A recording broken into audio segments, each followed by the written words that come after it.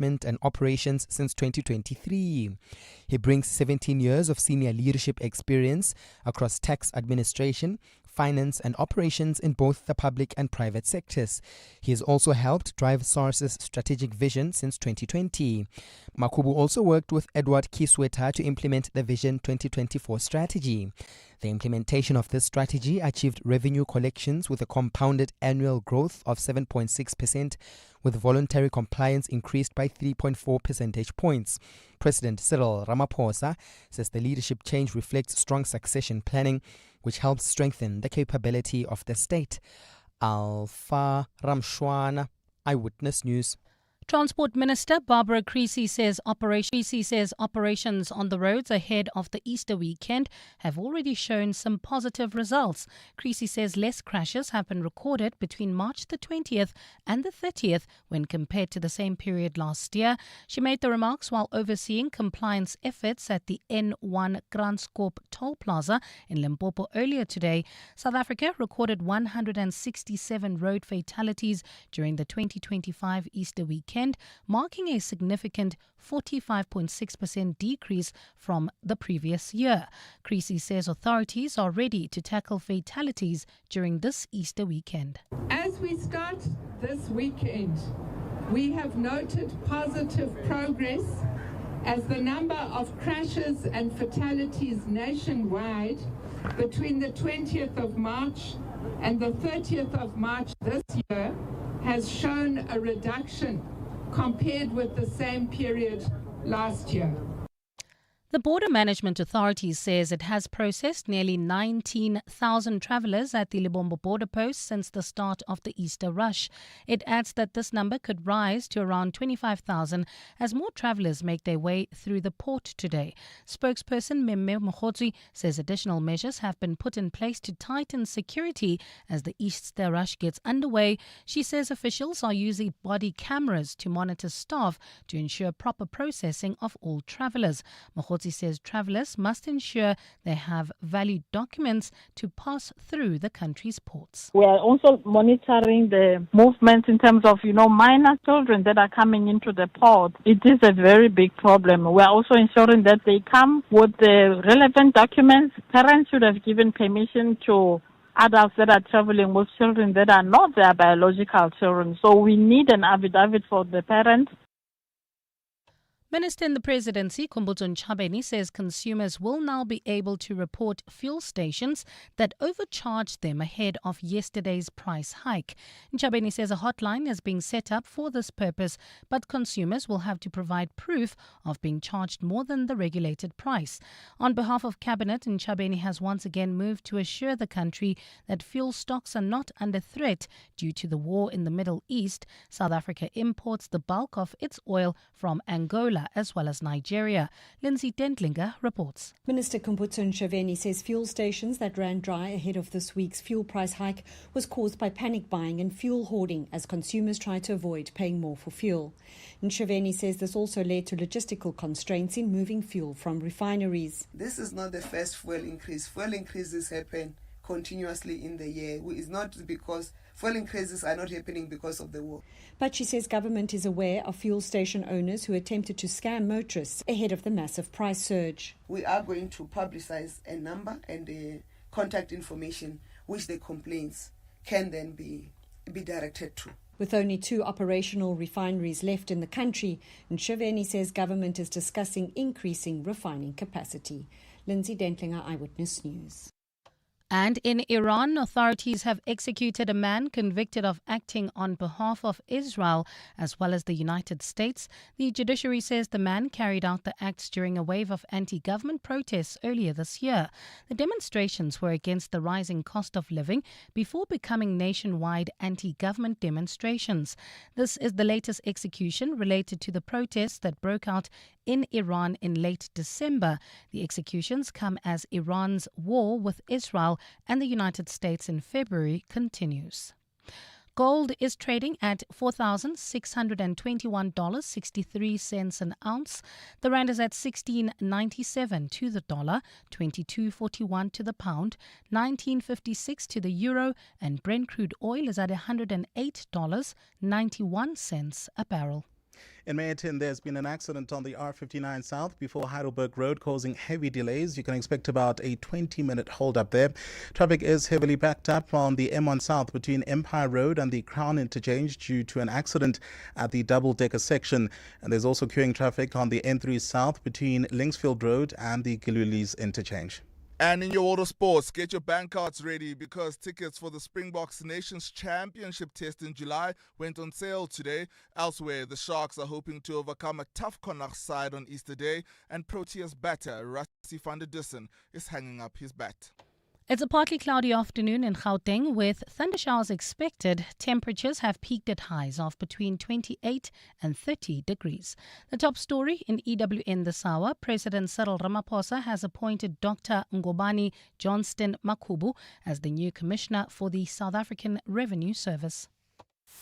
EWN, in touch, in tune and independent. For the latest, visit ewn.co.za or download the EWN app.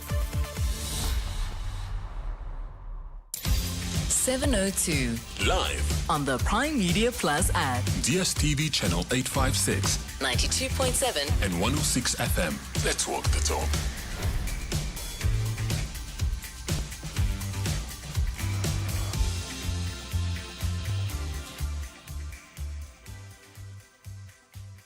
Good afternoon and welcome to 702 Drive. My name is Khomotso Modise. I'm in for John Perlman. 702 Drive with John Perlman is brought to you by Telkom Business. Possible begins here. Welcome to the Thursday edition of Drive. Some call it a fake Friday, an Amper Friday. It's good to be with you this afternoon. Thank you so much for tuning in. Lots coming on the show this afternoon. We're going to be having a conversation first around COSATU's decision to strongly condemn Treasury's, or what they call Treasury's, tone-deaf decision to increase Cabinet Members and MEC's car limits to 1.1 million rand. That's from about 800,000 rand that they had, and now it's 1.1 million rand. We're hoping to get Matthew Parks from COSATU on why exactly they've decided to speak out against this and how this decision actually was decided upon. That's going to be coming on shortly. And then we're going to be having a conversation with Dr. Donald Gumede around addressing health conditions that need preparation for before taking long journeys. If you have or are living with chronic illnesses, I'm sure there are those small preparations that you need to make in order to make your travel as smooth as possible. Now, staying with the travel theme, we're going to be speaking to Transport Minister Barbara Creecy about how the department is partnering with churches during this time for road safety. We've been monitoring the roads, the N1 highway, the N3 and all other major highways, and we have already been seeing some accidents there. A major accident yesterday where 5 lives were lost on the N1. And we're going to be having a conversation around how churches can work with the transport department to ensure road safety. And then it is a Thursday, so for your house, your home, we talk about new rules for residential estates regarding visitor data. Have you ever wondered what happens after you give the security guard your ID or they scan your disc, your vehicle license disc? Have you wondered what happens with that personal information and what exactly they can or cannot do with it? We're going to be having a conversation with an analyst in that space around the law there and the developments around that. And then I'm sure that you've just heard in Eyewitness News, we have a new SARS commissioner. His name is Dr. Ngobani Makhubu. He is no stranger in this space. He's been the deputy commissioner. So we'll be getting analysis on that. And of course, at the end of the show, my favorite part of the show is the music part. And today we are asking you, this is also in line with your Easter travel theme, what is that one song that must feature on your road trip playlist? What's that one song that you cannot leave out of your road trip playlist? That's the show this afternoon. On the Drive team today, Karabo Malapile is our technical producer in studio. Nkosikhona Malinga Mnisi is watching the roads. Refuwe and Keta are taking your calls. Mbali Dlamini has the latest from Eyewitness News, and Stephen Curtis has your money news. get in touch with us. We love to hear from you. The number to dial is 011-883-0702. Alternatively, you can send me a WhatsApp on 072-702-1702. Get in touch with me on X. My handle is at @moto_Modise. This is 702 Afternoon Drive. Welcome to the show. 702 Let's walk the talk on 92.7 and 106 FM. It is 11 minutes past 3 and we're together until 6 p.m. this afternoon. So just as we entered into studio, I see that there is breaking news, and today has been one of those days where there's just been a lot of news breaking. ENCA is breaking that Jacob Zuma, the former president, has petitioned the Constitutional Court, and this is in that case regarding the TRC cases inquiry. You may remember that the former presidents, both former presidents Thabo Mbeki and Jacob Zuma, had approached the High Court, the Johannesburg High Court, with a bid to have the chairperson of the TRC cases inquiry removed. This was after she refused to recuse herself. Now, what we're seeing now, and I think I actually expected this move from former President Jacob Zuma, is that he's going to be approaching the Constitutional Court for this. And I wonder what you think of that. I do think that it was going to happen, particularly from the reasons that we'd seen in that judgment, where it was basically around the laws or the steps that one must take by law when taking legal action against a judge. And now the former president is so adamant to have Justice Kampepe removed as the chairperson of this TRC cases inquiry that he's taken it all the way to the top, to the Constitutional Court. Yeah, that's an interesting one there. I'm sure you've got a lot to say around that, and I'm looking forward to hearing from you on that. It is a Thursday, and it is I think it has been a slower week, particularly because we've all been rushing to get to this point of the week where we are at the very end. Of course, it's going to be a busier weekend on the roads, and so please keep safe. If you are going to be traveling long distance, please make sure that you are safe and that you have everything that you need. And we hear the advisors all the time. Remember to take breaks if you're traveling really long distances. Try your best to get some rest before you travel. Make sure that you have a good playlist. I'll always say have a good playlist to keep you awake and to keep you lively on your travel. But regarding that, so I've been thinking, there are a number of people, I'm sure, that are already on the roads. We're expecting large volumes. I think we heard about, 2,000? Is it 2,000 buses that have already been recorded on the N1 highway? And that's not including the vehicles, so small vehicles. There's many of those already making their way on the N1 highway. And in many of those vehicles, I'm sure there are people that are having their first road trip, their first trip, some children that are having their first trip. And I've been thinking about my first memorable trip as a child. I've been trying to think about what exactly it was, when it was, and why it was so memorable for me. And I have remembered a trip that I had with my family. We were going to Durban. We were going to be driving from my home in Soweto, and we were going to go to Durban. And it was such a significant trip for me for a number of reasons. Number one, we were driving in our new car. So we didn't have a car for the longest time in my home, in my family.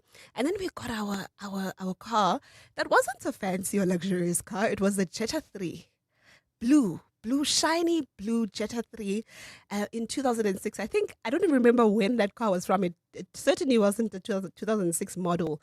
But it was our pride and joy. It symbolized so much for my family. It meant, for me at least, as a child, that, we were not as broke as I thought we were. We could afford a car. And so we were going to take our brand new Jetta 3 and drive it on the N3 highway and make our way to Durban. And I must have been, 9, 10? And so firstly, that was the one significant thing about that trip, that we were driving our brand new car. That meant so much to me as a child. But number two, it was going to be my first time at the sea. And I was so excited to be driving on the N3.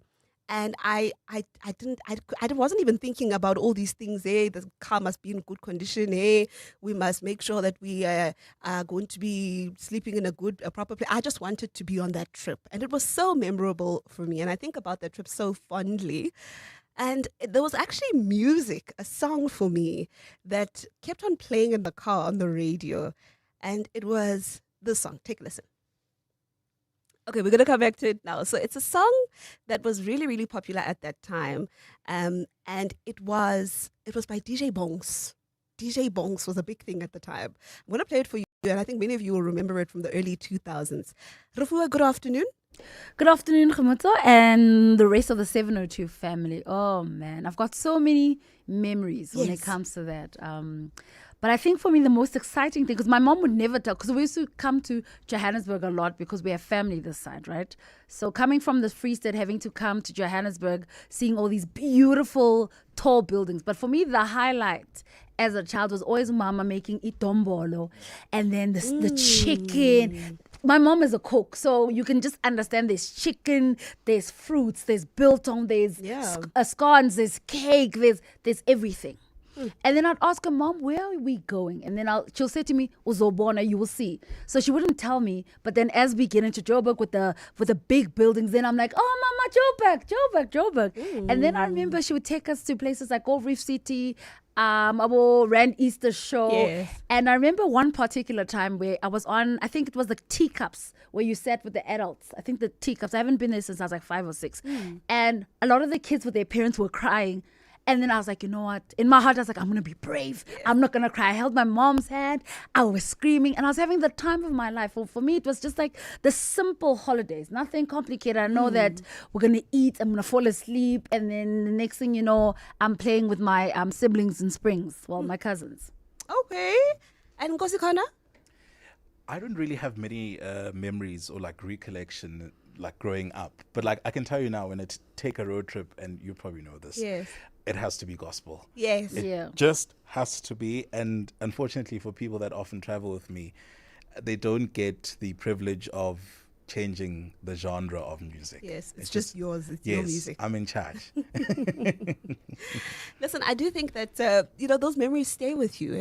Like once you, for whatever reason, there's, you get that, there's something that stands out. For me, it was the vehicle. The car for me was a big highlight of my first trip.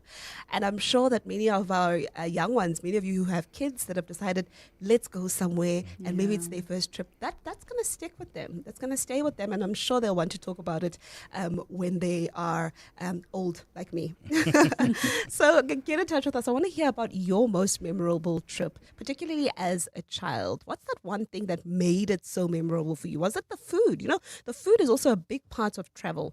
As you say, Ref, right? When you travel, itombolo is a big one. Even when we used to travel for church, when we would go on church trips and we had ukoko from church, ukoko would make itombolo. Absolutely. Nestu, and we would eat that on the way in the bus. It would feel like you would feel the love in it, because I don't know, for me, I always got a very warm, fuzzy feeling of home, even if it's home away from home, based on itombolo. Yes, or whatever she made. Yeah. Yep. All right. So the number to dial 011-883-0702, 072-702-1702.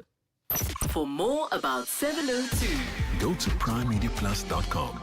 All right, let's take a look at the roads. Nkosi, how are we looking? Well, Khumuto, we still got that accident scene in Merton on the R59 South before Heidelberg Road. It's causing heavy delays. Please budget an extra 20 minutes there. Traffic is still heavily backed up on the M1 South between Empire Road and the Crown Interchange due to an accident at the double-decker section. There's also queuing traffic on the N3 South between Linksfield Road and the Galulies Interchange in Midrand at Old Pretoria Road and Olifantsfontein Road. There's pointsmen there. That is because the traffic lights are out there. Also in Midrand on the N1 South and Olifantsfontein, pointsmen, should I say, are also there on duty. And we wrap up our bulletin now in Lone Hill at Lone Hill and Main Road. There are traffic lights that are out there. We are also told that those manning that particular point are on duty. If there's anything that we have missed, please do send us your latest traffic update on our SMS line, which is 31702, or WhatsApp us on 072 702 1702. Clement Maniatella. Weekday mornings, 9 to 12. 9 to 12. Nokutula, can you confirm as the ANC Women's League if you've received to donations of luxury vehicles from Chinese officials? Nope, I know nothing about that. I'm learning and hearing about it from the media houses. Okay, it's quite shocking then if, as the ANC Women's League, you don't know anything about this, because your president, Sisisi Tolashe, responded to a parliamentary question that the vehicles were donated to the ANC Women's League. Have you had an opportunity to speak to your president about this? Now, as we're talking, busy conducting investigations. Nokutula Ngaba, the Secretary General of the ANC Women's League. Clements Manyatela. 9 to 12 on 702. Insurance pulls you in. Pineapple pulls you under. Insurance. Pineapple. Insurance. Pineapple. Pineapple FSP 48650 is underwritten by Omart Insure Limited, a licensed non-life insurer and authorized FSP. Stuck in traffic again? It gives you time to think. Is the real scent of Mzansi that first rain on hot bricks vibe? Or is it Sunday morning cook sisters and coffee? Don't let the debate stall. Settle the score and tell us your hashtag the smell of Mzansi on Amuco social media pages. Brought to you by Amuco, a product of Orstel Pharmaceuticals. You hear that? That's the sound of business execution finally visible. No more chasing people and reports. No more disconnected systems. No more guessing if our business is performing or not. iStratGo connects strategy, people, performance, and day-to-day work into one clear software platform, so leaders can see what's working, what's not, and where to focus. Because when execution is visible, everything runs better. Book a demo on iStratGo.com. iStratgo.com. 702 Podcast on PrimeMediaPlus.com. Welcome back. This is 702 Afternoon Drive. So, National Treasury has increased the official vehicle threshold for ministers and premiers by about 37.5%. And it says that the price cap for official vehicles for ministers has been increased from 800,000 Rand to 1.1 million Rand. This is a move that the opposition parties, including BOSA, say is offensive to millions of South Africans as citizens have had to cope with a 3 Rand per litre fuel hike just this week. We're going to be speaking to COSATU, which has responded to this as well, and they share the same sentiments as opposition parties. Matthew Parks, COSATU's Parliamentary Coordinator, is on the line and joins us now live. Matthew, thank you so much for your time. Do we know what has necessitated this move? My understanding is that the only reason that we've received from Treasury is that inflation is one of the reasons that we're seeing this jump. But 37.5% of an increase? Matthew, can you hear us? So, hi, apologies, I was on mute. No, good afternoon. No, thanks for this. No, it's nonsensical. There's no amount of perfume you can put to make this one smell nice. Their logic is that the last adjustment for inflation for the ministerial car allowances was done in 2020. And they actually made this adjustment quietly last year in June. It's now come to light because of a parliamentary question where they've disclosed it. Mm-hmm. But so the argument is that, it wasn't adjusted for 5 years. But in 5 years, you don't have inflation equal to, as you're saying, to about 37%. You don't have that. And even if you did, 800,000 Rand is still more than enough to buy a luxury vehicle. You can still buy a very nice, comfortable, safe, plush Toyota Fortuner. You're not going to be buying a bicycle for 800,000 Rand. So to increase it to 1.1 million is excessive. It's tone deaf. What's even more galling is that they did this last year, though it's coming to light now. And last year, government plunged the country into a fiscal crisis by having a budget which demanded a 2% VAT hike because the state doesn't have enough money. Yeah. So the state doesn't have enough money, but it has enough money to buy luxury cars for ministers at excessive amounts. The rough calculation we had done that the amount of money this will cost every year, because it covers your 75 members of cabinet, that's ministers, deputy ministers, the presidency. It covers your 90 MECs and your 9 premiers. if every minister buys a new car every 3 years, because they give a 3-year lifespan to these luxury cars, which is again very generous. You're going to spending about an extra 33 million rand a year just because of this, and that's sure in a broader scheme of a budget of 2.5 trillion rand doesn't make much difference, but the message it sends to society is a wrong message, because society has had to endure tax hikes through the back door by not adjusting income tax brackets for the previous 2 years. You've had nurses having to cope with large amounts of vacancies in the hospitals, similar with home affairs, etc. You have been told by government time and again tightening their belts, but when it comes to politicians, that rule doesn't apply, and really it's unnecessary. It's a tone deaf, and it's really a wrong message to send to society, especially in these difficult economic times. And what is the law? What is the law around government declaring such? I mean, I'd imagine it would be a line item somewhere in the budget, hidden or tucked away very nicely for you and I not to see. But you speak about this having been done last year already, and it hadn't been spoken about as openly. Is there a law that speaks to this? So it's not. You won't find it in the budget itself. The budget is like 1,500 pages. You won't see a line item. You won't find a single sentence referring to this. But you'll have allocations to ministers, etc. So you really have to dig very, very deep. And I think hence it really came out because one of the members of Parliament asked a question to the Minister of Finance. Then he's obligated to respond and said, "This is what we're doing," etc. So you don't find a press statement. You don't find it disclosed in the budget. So it's really hidden very, very deep in the budget. And sure, Treasury can argue we can't mention every single rand and cent in the budget of 2.5 trillion. But these kind of things, which government knows are very sensitive, the perks for politicians are. Government knows it's a huge. It's a matter of great sensitivity. And this is not government's money. This is money that's paid for by a child when they go buy sweets at a shop. It's paid for by a worker when they, pay for buses or taxis and the fuel tax kick in effect, and it's paid by companies through company tax. Everybody's paying taxes. This is taxes of society, including the poor. And when the state under huge fiscal pressures, there hasn't, for example, adjusted the SOD grant for 5 out of the 6 years that it's been in existence. This really sends a wrong message. And the fact that government can prioritize fancy car upgrades for ministers, but can't be bothered to show the same appetite when it comes to SOD grant recipients, it really just shows you a moral crisis when it comes to our budget priorities. My understanding, Matthew, is that this has already come into effect. So they've already started using the 1.1 million as the threshold. Is there anything that we can do at this stage where, it seems as though the horse is bolted? No, it can be reversed. So it's not a law. This is guided by the ministerial handbook. The president signs off on it. He can reverse it. So I'll appeal to the president, and we'll be drafting a letter to him this weekend to say, please, this must be reversed. It sends the wrong message. So it's not a law. There's no salaries linked to it. There's no collective agreement, for example, that would apply to a nurse's salary. There's no contractual obligation to a service provider and so forth.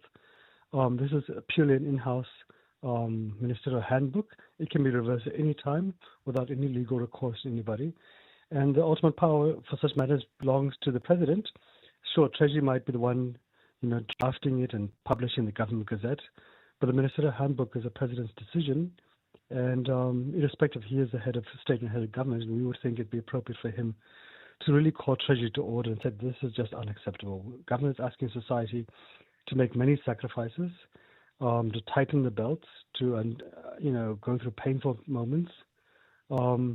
This sends the wrong message. And if government's not careful, these are the kind of things which can lead to people not paying taxes. These are the kind of things which can lead to society feeling a deep sense of alienation. And right now, when we're under severe, difficult economic times because of the war in the Middle East, slow economic growth, high unemployment, high crime, etc., government should be very wary of provoking society with such unforced own goals. Yeah. All right. Matthew Parks, COSATU Parliamentary Coordinator, thank you so much for your time. It's an important story to highlight, particularly because, when you look at this jump, right? 37%, 37.5%, that's an increase that this perk for members of parliament, is going to come into effect. And I should correct that it's ministers and premiers and not necessarily MPs. But it's a big, big jump. And 1.1 million rand vehicles. I mean, politicians like acting like they are one with the people, and they say they are one with the people, and, they suffer as we do. They go through what we go through. How many South Africans do you know that drive a car worth 1.1 million rand? It's an important story to keep your eye on.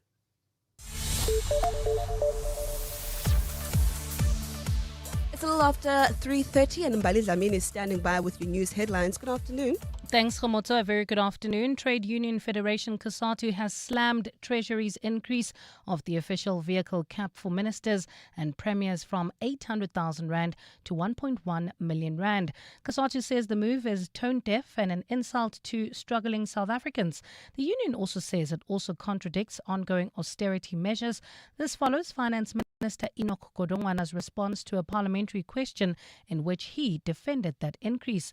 Dimakatso Leshoro reports. In response to a question by Build 1 SA MP Nobuntu Hlazo Webster about the fiscal considerations when determining car allowances, Finance Minister Enoch Godongwana says the previous threshold is now outdated. He says National Treasury received numerous submissions and complaints from departments that the 800,000 limit was insufficient for vehicles with VIP security requirements. He added that inflation over the past 5 years had eroded the value of the old limit, pushing the cost of most suitable vehicles above it to a maximum of 1.1 million rand.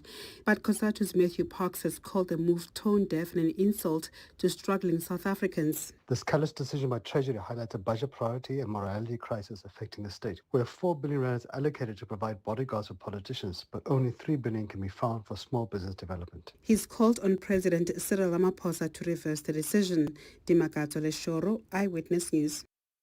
Parliament's Cooperative Governance Portfolio Committee has issued a warning to the Nelson Mandela Bay Metro on the need to account. It follows last week's heated meeting with the Metro's leadership and Mayor Babalwa Lobishe after she ignored months of correspondence and calls from MPs and the committee. Chairperson Zweli Mkhize says Parliament has an obligation to ask the uncomfortable questions where there are allegations of impropriety. Babalondense has more. In a statement today, COGTA Committee Chairperson Zweli Mkhize emphasized that all public representatives have a duty to account to Parliament and to the public. Mkhize says constructive engagement through oversight processes is essential to strengthening democratic governance in the country. On Nelson Mandela Bay Metro, Mkhize says there's been a series of follow-up correspondence in which the committee requested more information on several serious concerns, and the municipality did not respond to most of the requests. Mkhize had strong words for Mayor Babalwa Lobishe during the committee's last meeting for her failure to respond. Now, that for us is a mark of a disorganization in a serious office. Mkhize says the committee will call the municipal leadership, including the executive mayor, for another follow-up meeting once it receives written reports on all information requested. Babalo Ndanza, Eyewitness News. And a surge in Easter weekend traffic is expected on major Western Cape routes from this afternoon, prompting intensified law enforcement across that province. More than 500 traffic officers have been deployed as part of the provincial government's road safety efforts. Authorities say the crackdown is already showing some results. Since the launch of the Easter Road Safety Campaign last week, 51 drunk drivers were arrested, along with 63 others for serious offences. Mobility MEC in the Western Cape, Isaac Silegu, says those arrested include a minibus taxi driver who allegedly knocked down a pedestrian on the N2 near Nekis and Neisner and then tried to flee the scene. In a separate incident, a minibus taxi driver was arrested for drunk driving near Breckenfell while transporting some people to work. We remain focused on removing high-risk behaviors while also improving safety and professionalism in the minibus taxi industry. We urge all road users to drive and walk responsibly, obey the law, and help us save lives. It's a partly cloudy afternoon in Gauteng today with showers expected. Temperatures have peaked at highs of between 28 and 30 degrees. In Waterfall, there's a stationary vehicle on the N1 North after the Buccleuch interchange, slowing down traffic there. While in Calvin, we've got a collision on the N3 North before the Buccleuch interchange, causing heavy delays from Marlborough Drive. And traffic is heavily backed up on the M1 South between Empire Road and the Crown interchange due to an accident at the double-decker section. The top story in EWN, Trade Union Federation COSATU has slammed Treasury's increase of the official vehicle cap for ministers as well as premiers to 1.1 million rand. In the last 24 hours, this is what's happened in your world. The ANC has been running a minority government in Gauteng since 2024, which means it could not pass the provincial budget without votes from parties in the opposition. This time around, the EFF refused to support the province's adjustment budget after its leader, Julius Malema, swore to never support any ANC proposal in the provincial legislature. This led to the ANC inviting the EFF to its coalition in the province. Premier Panyaza Lesufi says discussions were also had with the DA and MK party, but only the latter seemed to be interested in joining the executive. EWN, in touch, in tune, and independent. We're on the ground and in the air with Thulani Sijo, founder of Take a Pic Drones. What's the flight plan for your connectivity? The need for stable network connectivity is an absolute must in my field. And with Telkom Business Fiber and Flexon, Thulani uploads high-res tower inspections and navigates seamlessly on the go. Get Stream Connect Fiber from 399 Rand per month and Flexon 4 Pro from 219 Rand per month. Call 10213 or click telkom.co.za. T's and C's apply. Telkom Business. Possible begins here. Aziz Shege, be in the game. Show your love for D-Ski with Hollywood Bets. We're taking the soccer season to new heights. You could win a share of 4 million rand in cash and prizes, including an all-new Toyota Hilux double cab or Toyota Starlet Cross. All you have to do is bet 10 rand or more on any soccer fixture online or at your nearest branch. Bet now and strike for glory. T's and C's apply. Hollywood Sportsbook is a licensed betting operator. No persons under the age of 18 years are permitted to gamble. Winners know when to stop. South African Responsible Gambling Foundation toll-free counselling line 0800 006 008 or WhatsApp HELP to 076 675 0710. The pain of losing a loved one is never easy. It will leave you feeling overwhelmed. At Clientele, we understand that burying loved ones with dignity truly matters. Our funeral plans pay out cash within just 24 hours and you receive 200 Rand airtime when you claim to make those important calls. Plus, we cover up to 13 people on one plan. SMS funeral to 31586. That's 31586. Clientele Life is an authorized FSP and licensed life insurer. T's and C's online. Standard rates apply. 702. WhatsApp us on 072 702 1702. Good afternoon, Khomuso. This is Kabila from Pretoria.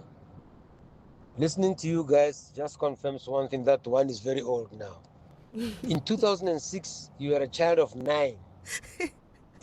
For me, in 2006, it was my 16th year listening to 702. I started listening to 702 the day Chris Hani was assassinated. Oh. Damn, that's a long time. No, I want to come in there actually, and I don't think it's going to make this any better, but you can do your math. In 2006, I was a child of 12. Okay. I don't know if that makes it any better. But listen, that was the year for me. And I just remember, driving with my family. Of course, we're speaking about a memorable road trip that you have, and particularly as a child, that first one, the first or second one. I'm sure there's many little ones who are so excited today as they're getting ready to travel with their parents for the very first time. And those trips, they stick with you, man. They stay with you, and you remember them. The small things. For example, things like stopping at the garage or the petrol station to get a meal was a big deal for me as a kid on those trips, right? I just, what, you're gonna buy me a burger and the whole burger is gonna be mine, and chips and cool drink? It was a big deal for me, and those made the trips so significant. Tato Moloto. Good afternoon. Good afternoon. You're nodding your head. I am, because I'm thinking about so much. And you know what? I'm going to be honest with you. If I'm being very fair, we never necessarily went on a holiday necessarily. But when we were driving, we'd always drive back home. So I remember the White Almond Magnums. I remember a particular album that my dad used to play so much, Dobby Gray, In Your Loving Arms. I love that album. 1973 it was released, I think, that album. And till this day, I have that core memory of driving in a white Avanza from Mpumalanga, my friend, to Mulechi, Limpopo. So it's quite something. We're taking more of your voice notes on your call. 011-883-0702, 072-702-1702. EWN Sport. A very good afternoon. I'm Tato Muloto. Springbok Test tickets are officially on sale. Exactly 93 days to go until the World Championships return to actions, opening their international season against England at Ellis Park. The Springboks are this on the 4th of July. The match is the first of 3 home tests in the July window. Boks also facing Scotland at Loftus on the 11th, while taking on Wales in Durban on the 18th. Tickets for all these tests went on sale this morning, starting at a low 250 Rand. And let's be honest, it's quite a notable shift here because these Boks tickets haven't quite been light on the pocket in recent years. So SA Rugby's new pricing model is clearly aimed to getting more South Africans through those gates. Elsewhere, the Sharks are hoping to overcome a tough Connacht side despite missing several Springboks in their camp. As far as the Challenge Cup is concerned, it is the last round of 16 in Galway tomorrow. In cricket, Proteas batter Rassie van der Dussen has announced his retirement from international cricket. Van der Dussen puts an end to a career that began back in 2018 with 146 caps across all formats and averaging 50.1 in ODIs. And if you're ever wondering whether the next chapter for Van der Dussen involves coaching, think again. I don't think I'll go into coaching or stuff like that. I think cricket has been a very large part of my life for the last 25 to 30 years. So I think there's a lot out there, especially in South Africa, in the South African context, so many opportunities, business-wise, and to just make a difference in people's lives. And we need people out here to just make their environment better.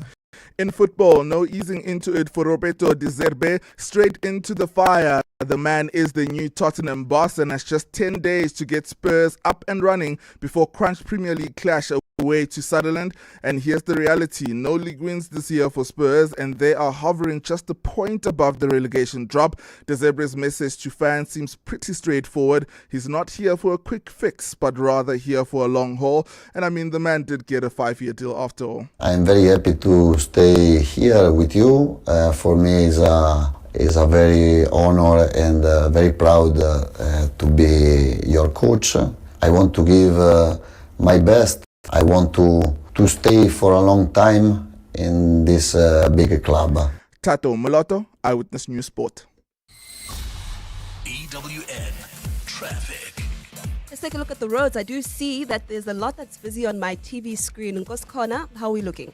Absolutely, Khumotso. There's a major accident scene on the N1 North near the Flying Saucer interchange, causing heavy delays.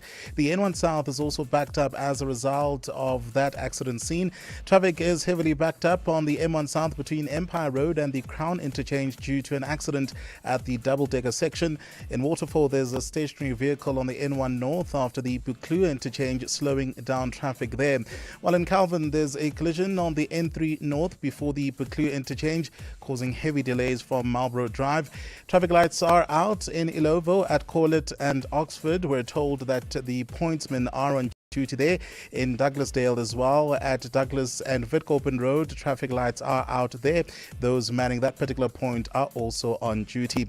If we've missed anything, please do send us your latest traffic update on X at EWN Traffic or WhatsApp us on 072 702 1702. There's more EWN on air, online, and on the EWN app. You're now listening to 702 Afternoon Drive with John Perlman. Brought to you by Telkom Business. Possible begins here. 702. Let's walk the talk on 92.7 and 106 FM. Welcome back. It is 16 minutes before 4, Rachel, and 7:02 afternoon drive. So this week has been a week of realizing for me, and I think for many other South Africans, particularly around the fuel price hike. I've just been doing the math of how many parts of my life are going to change, right? And I'm realizing every day that there's going to be almost everything is going to increase, just by virtue of just how steep the fuel price hike is, but also the fact that we've been seeing so many statements coming through from different sectors in our economy. If you're a taxi commuter, did you see how steep those increases are going to be for some of those associations? I saw increases of about 5 Rand for some taxi fares.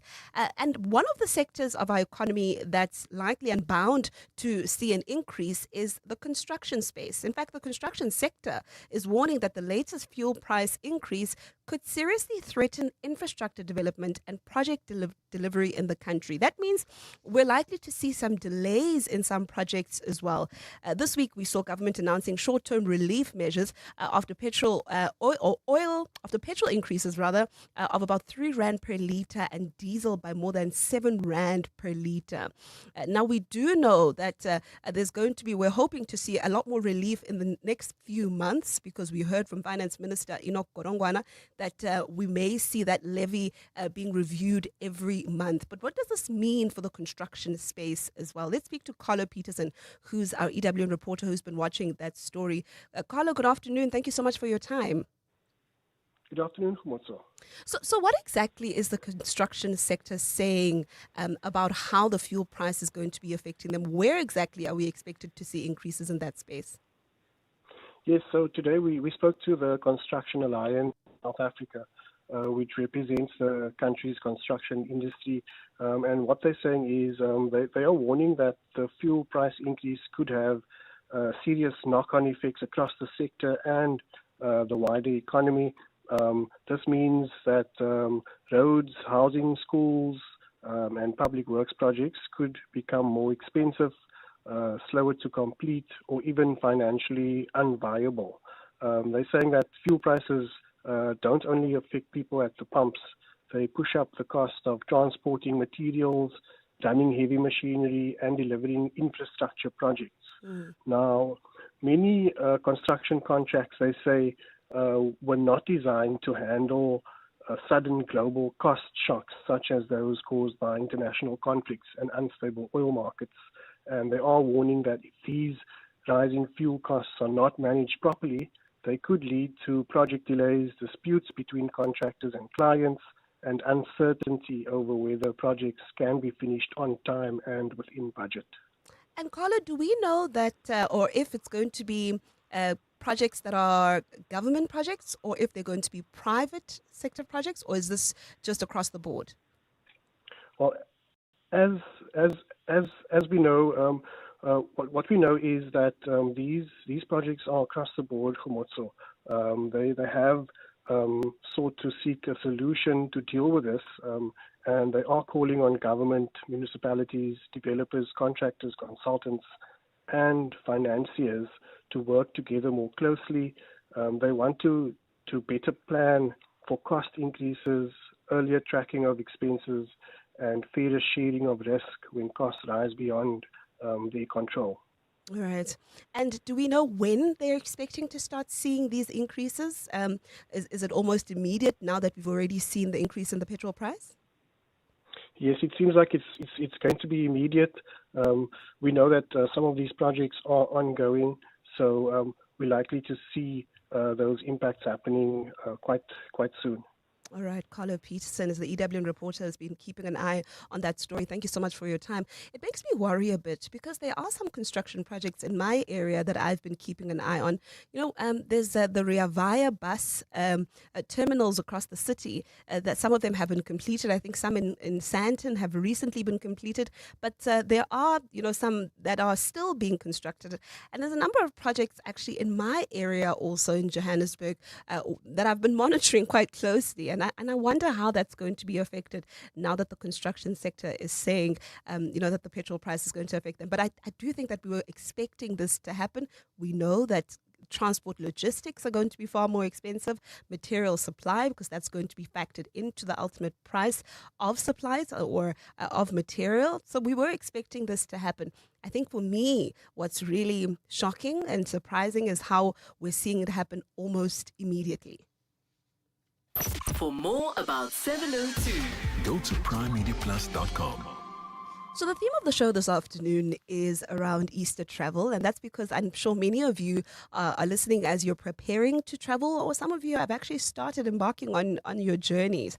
And we thought to speak about taking precaution and preparing also in the medical space. And this is if you are a person who's living with chronic illness. Outside of preparing that fantastic meal that we spoke about a little earlier on and packing the right outfit, we also must factor in and prepare for making sure that you have all the supplies that you need and that you are prepared health-wise for your travel. And for that conversation, we've got Dr. Donald Gumede, who's a healthcare practitioner, and he joins us now on the line. Dr. Donald, we don't always prepare for our health and safety when we are traveling. Sometimes, especially if you are living with a chronic illness, you might think, I've got my meds, I'm okay, I'll continue to take my meds as I should. But there's more preparation that should go into this if you are traveling. Isn't that so?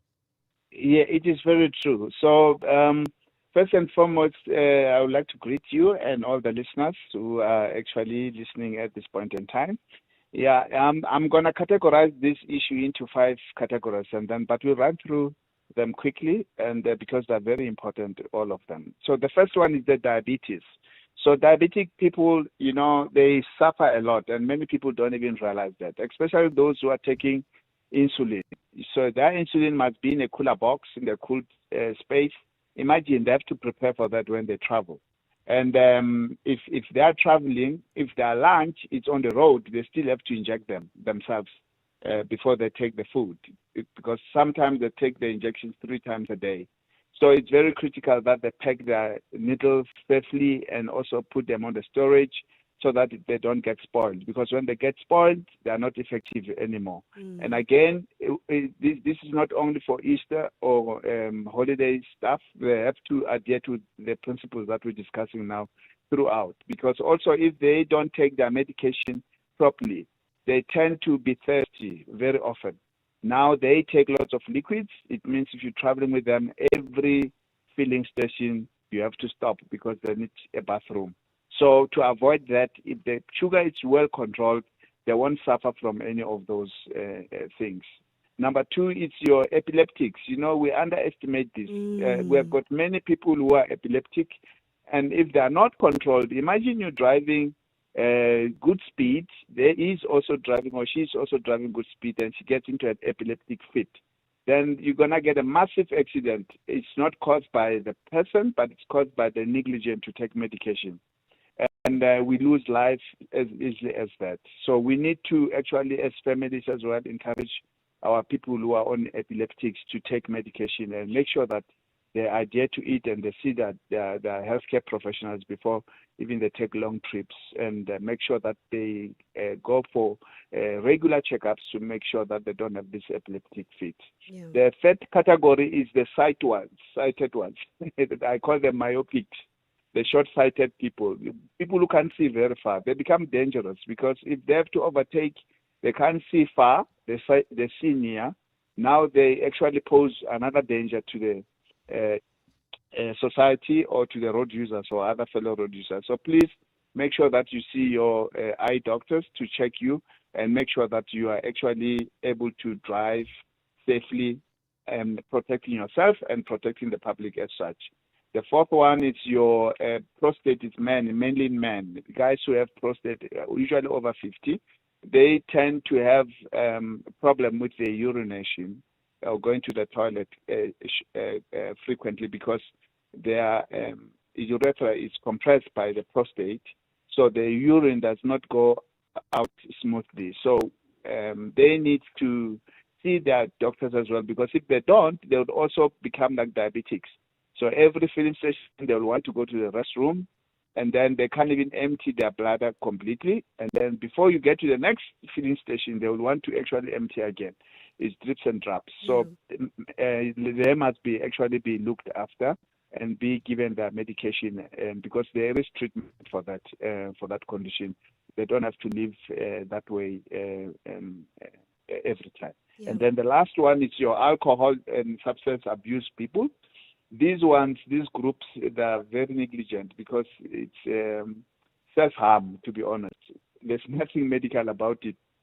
It's guys who just like fun. And the problem is they don't realize that a normal driver, me, you and me, if we didn't take anything, it takes us from 0 to 1.5 seconds to react to obstacles on the road. But then if you have taken something, it numbs that. It increases or delays the reaction time. Yeah. Now, that is very dangerous. That's why you when you are found drunk, you are arrested, because you are compromising the life of others. This includes your substance abuse and fatigue drivers on the road. So we have to always and please always take care of ourselves, and we are not only taking care of ourselves, we are also taking care of our fellow brothers and sisters on the road, because you don't know who is actually driving on the opposite side of the road. You might think it's a stranger and it's your mom or it's your dad or it's your brother. So we have to be responsible, take responsibility, all of us. Yeah. Doctor, I want us to go through a checklist of that we might need, because I'm realizing as I'm going through, some of these health and safety items, that sometimes we travel with people, but we don't know that if there was to be an emergency, where I would start. Even though I might know that my friend is epileptic or they have chronic illness, I wouldn't know where to even start looking for their medication. So let's go through a checklist that one should have before they begin their journey. Yes, so that's why I said, and I remember previously in your station as well, I said when a person or a family member has a condition, it should be a family affair. You see, it should not be that person's affair. Like you are saying, to avoid the effects that you are explaining. Let the family say, okay, we know you are epileptic. Let's go and check where are your medication. And did you take the medication? If you're diabetic, where are your injections? How do you take them? How do we help if you go into coma? How do we check your sugar? So your family members should be able to check even your diabetic sugar, because most of the guys who are diabetic, we give them machines to check their sugar at any time. So if the sugar is too low, you give them the sugar or sweets, whatever, to wake them up. Yeah. If it's too high, they're going to need the insulin injection. So those checklists that you just mentioned, it actually have to be actually a family affair thing. So someone who has a condition, it's not a condition of that person alone. It actually affects and impacts all of us, like you rightfully said. If we're traveling to Durban and that person has got sugar, we know that we have to make sure that we place rest stations where this person will be able to check their sugar. Yeah. And we place the rest station where this person will be able to go and relieve themselves. So it's very important to actually be a family affair type of a situation, not a person affair. Because if it's that's when you're gonna get what you just explained, shocks. When the person starts blacking out, you don't know, all of you, what to do. What's actually, we train the patients as healthcare professionals to say, if this happens, do this. If this happens, do this. That information must be carried to your loved ones or your family as well, who are around you, including your friends if you travel them a lot. Dr. Donald Gumede, thank you so much for your time. Dr. Gumede is a healthcare practitioner, and he's been talking us through health and safety that you should be preparing for as you are going to be beginning your journey for the Easter holidays. For Mamotsatsi and Kensani of Design News, a beautiful room starts with a rock-solid connection. Tell us what was slowing down your growth. It would have to be slow network coverage.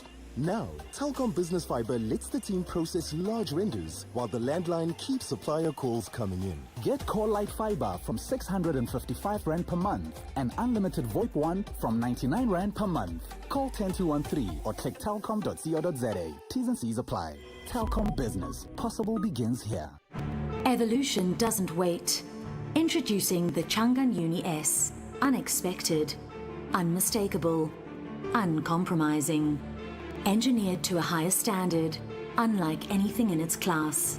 Unsurprising really from China's oldest automaker. Trusted by 30 million drivers worldwide. Visit chang'anmotors.co.za for more. The Chang'an Uni S. Chang'an, driven to evolve. Let's hear from Dr. Armand, owner of Monument Dental, why it pays to switch to OUTsurance Business Insurance. It was one call and I was covered immediately. We are very happy with the premium we're paying. I wish I did it sooner. For dentistries, general medical practices and all other businesses, get a quote today and see why it pays to switch to OUTsurance Business Insurance. Visit outsurance.co.za or call 08600 60,000 today. Licensed insurer and FSP. TCs and information online. When you're running a small business, you need someone who speaks your language, who understands when you talk innovation, growth, scaling. Someone like MTN Business and 702. The 702 MTN Small Business Awards, from the townships to the suburbs and everywhere in between. We want to talk about you and your business. Go to primemediaplus.com to enter your business or nominate one you know. Because once we start talking about where you are now, you'll be well on your way to reaching your next. The 702 MTN Small Business Awards. Let's talk shop. TCs and more on primemediaplus.com. This is EWN. Zuma heads to the Concord to push for Gambepe's removal, and work continues to clamp down on Easter road fatalities.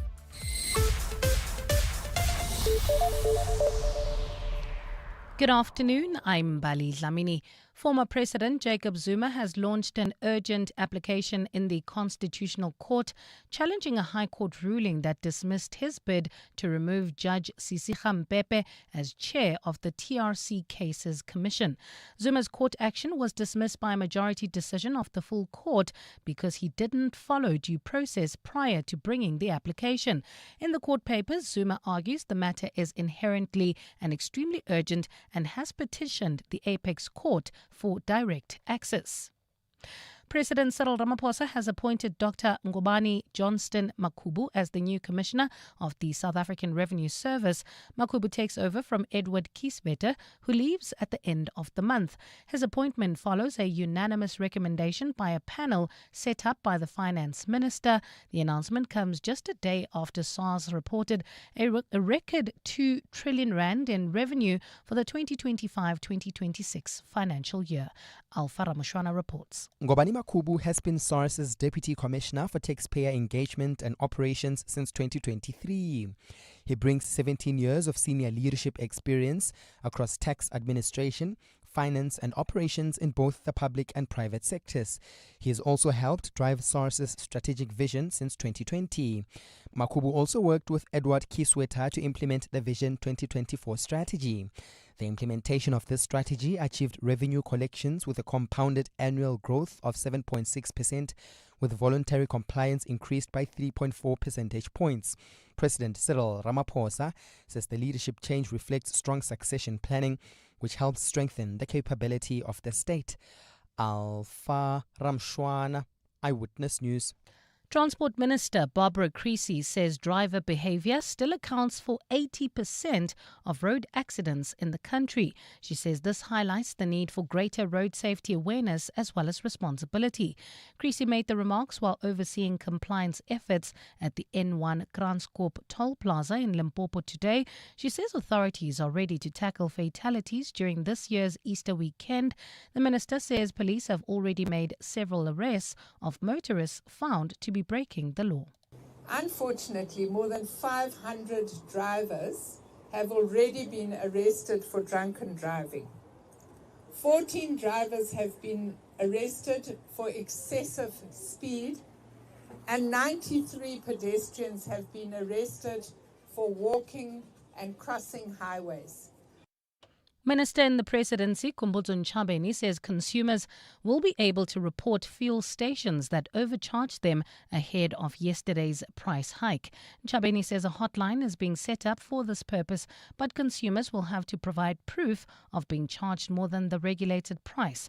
On behalf of Cabinet, Ntshavheni has once again moved to assure the country that fuel stocks are not under threat because of the war in the Middle East. Lindsay Dentlinger has more. Minister Khumbudzo Ntshavheni says fuel stations that ran dry ahead of this week's fuel price hike was caused by panic buying and fuel hoarding as consumers tried to avoid paying more for fuel. Ntshavheni says this also led to logistical constraints in moving fuel from refineries. This is not the first fuel increase. Fuel increases happen continuously in the year. It's not because fuel increases are not happening because of the war. But she says government is aware of fuel station owners who attempted to scam motorists ahead of the massive price surge. We are going to publicize a number and the contact information which the complaints can then be directed to. With only 2 operational refineries left in the country, Ntshavheni says government is discussing increasing refining capacity. Lindsay Dentlinger, Eyewitness News. And in Iran, authorities have executed a man convicted of acting on behalf of Israel as well as the United States. The judiciary says the man carried out the acts during a wave of anti-government protests earlier this year. The demonstrations were against the rising cost of living before becoming nationwide anti-government demonstrations. This is the latest execution related to the protests that broke out in Iran in late December. The executions come as Iran's war with Israel and the United States, which started in February, continues. Gold is trading at $4,621.64 an ounce. The rand is at 16.98 to the dollar, 22.43 to the pound, 19.56 to the euro, and Brent crude oil is at $108.91 a barrel. We've still got that major accident seen on the N1 North near the Flying Saucer interchange causing heavy delays. The N1 South is also backed up as a result, so please do approach that particular scene with caution. Traffic is heavily backed up on the M1 South between Empire Road and the Crown interchange due to an accident there as well at the double-decker section. And in your world of sports, Springbok tickets for the inaugural Nations Champ went on sale this morning. There's also rugby action over the Easter weekend. Sharks, Stormers and Bulls all in the mix. In the Indian Premier League, KKR are with Sunrisers. Together we'll have a look at the first innings just before 5. A partly cloudy Friday in store for Gauteng tomorrow. Johannesburg dropping to overnight lows of 15 degrees, peaking at 25. Pretoria 15 and 26, and Vereniging 13 and 24 degrees. The top story in EWN this hour, former President Jacob Zuma has launched an urgent application in the Constitutional Court challenging a court ruling that dismissed his bid to remove Judge Sisiga Mpepe as chair of the TRC Commission. EWN, in touch, in tune, and independent. For the latest, visit ewn.co.za or download the EWN app. 702. Live On the Prime Media Plus app. DSTV channel 856, 92.7. and 106 FM. Let's walk the talk.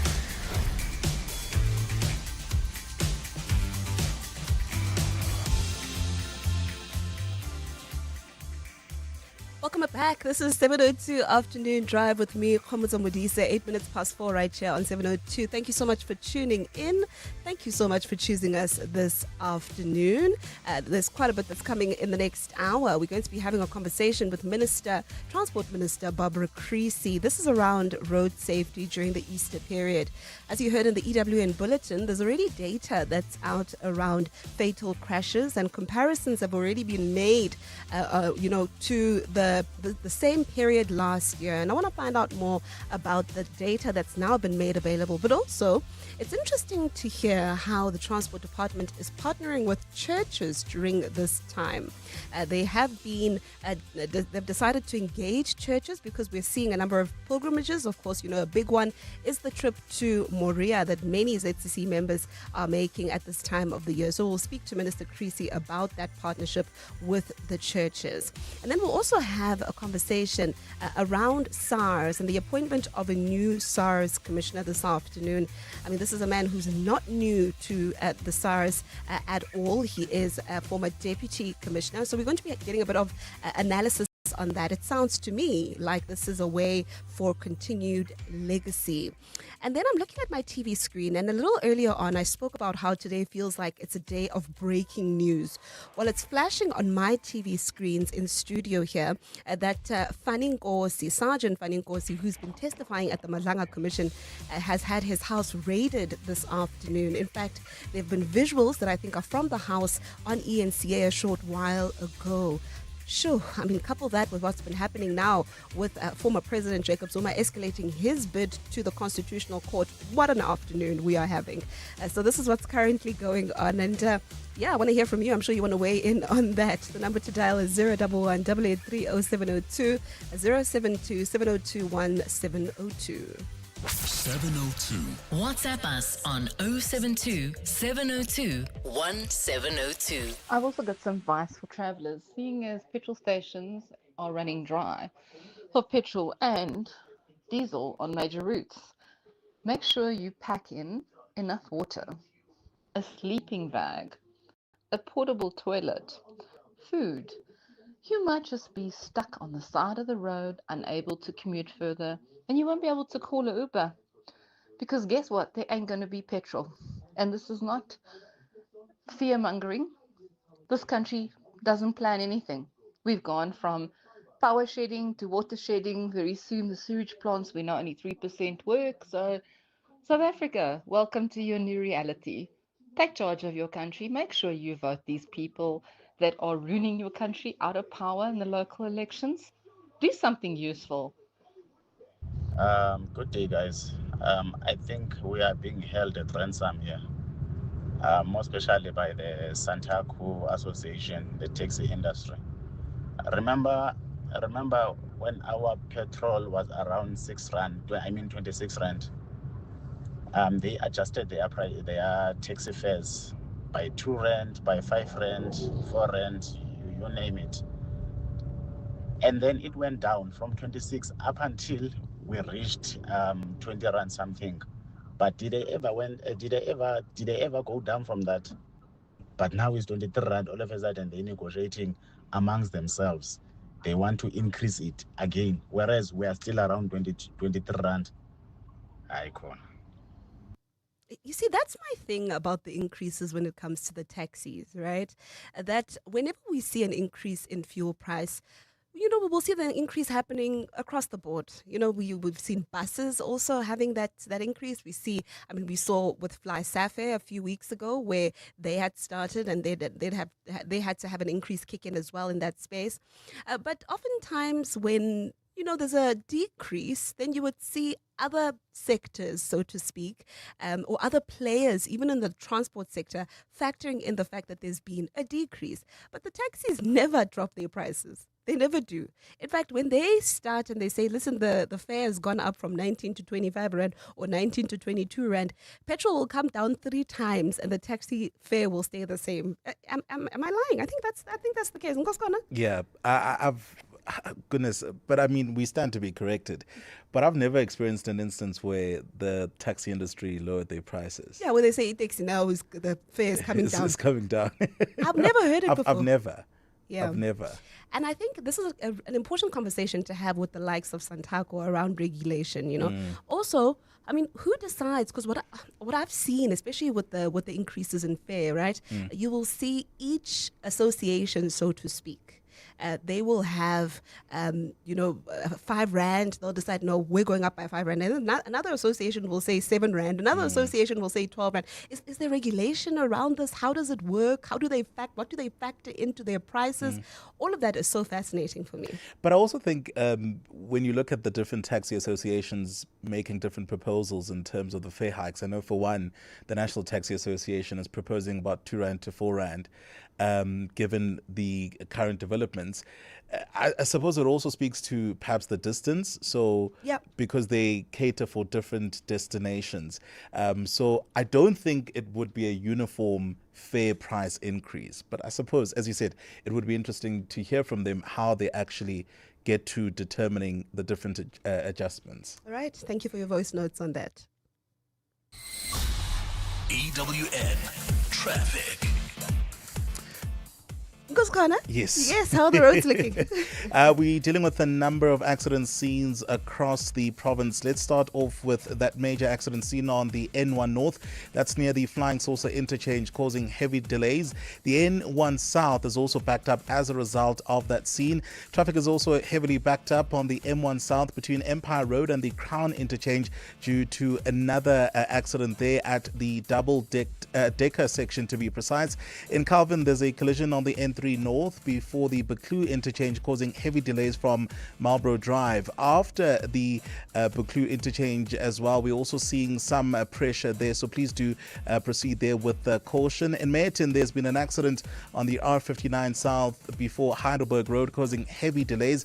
You can budget an extra 20 minutes there. There's also queuing traffic on the N3 South between Linksfield Road and the Galulis interchange. Traffic lights are out in Lone Hill at Lone Hill and Main Road, in Rand Park Ridge at the N1 South and N1 North and Bears Nadir Drive. And we're told at both those particular points, there are those pointsmen manning the traffic. Send us your latest update on X at EWN Traffic if we have missed anything, or WhatsApp us on 072 702 1702. There's more EWN on air, online, and on the EWN app. Stay with 702 Afternoon Drive with John Perlman.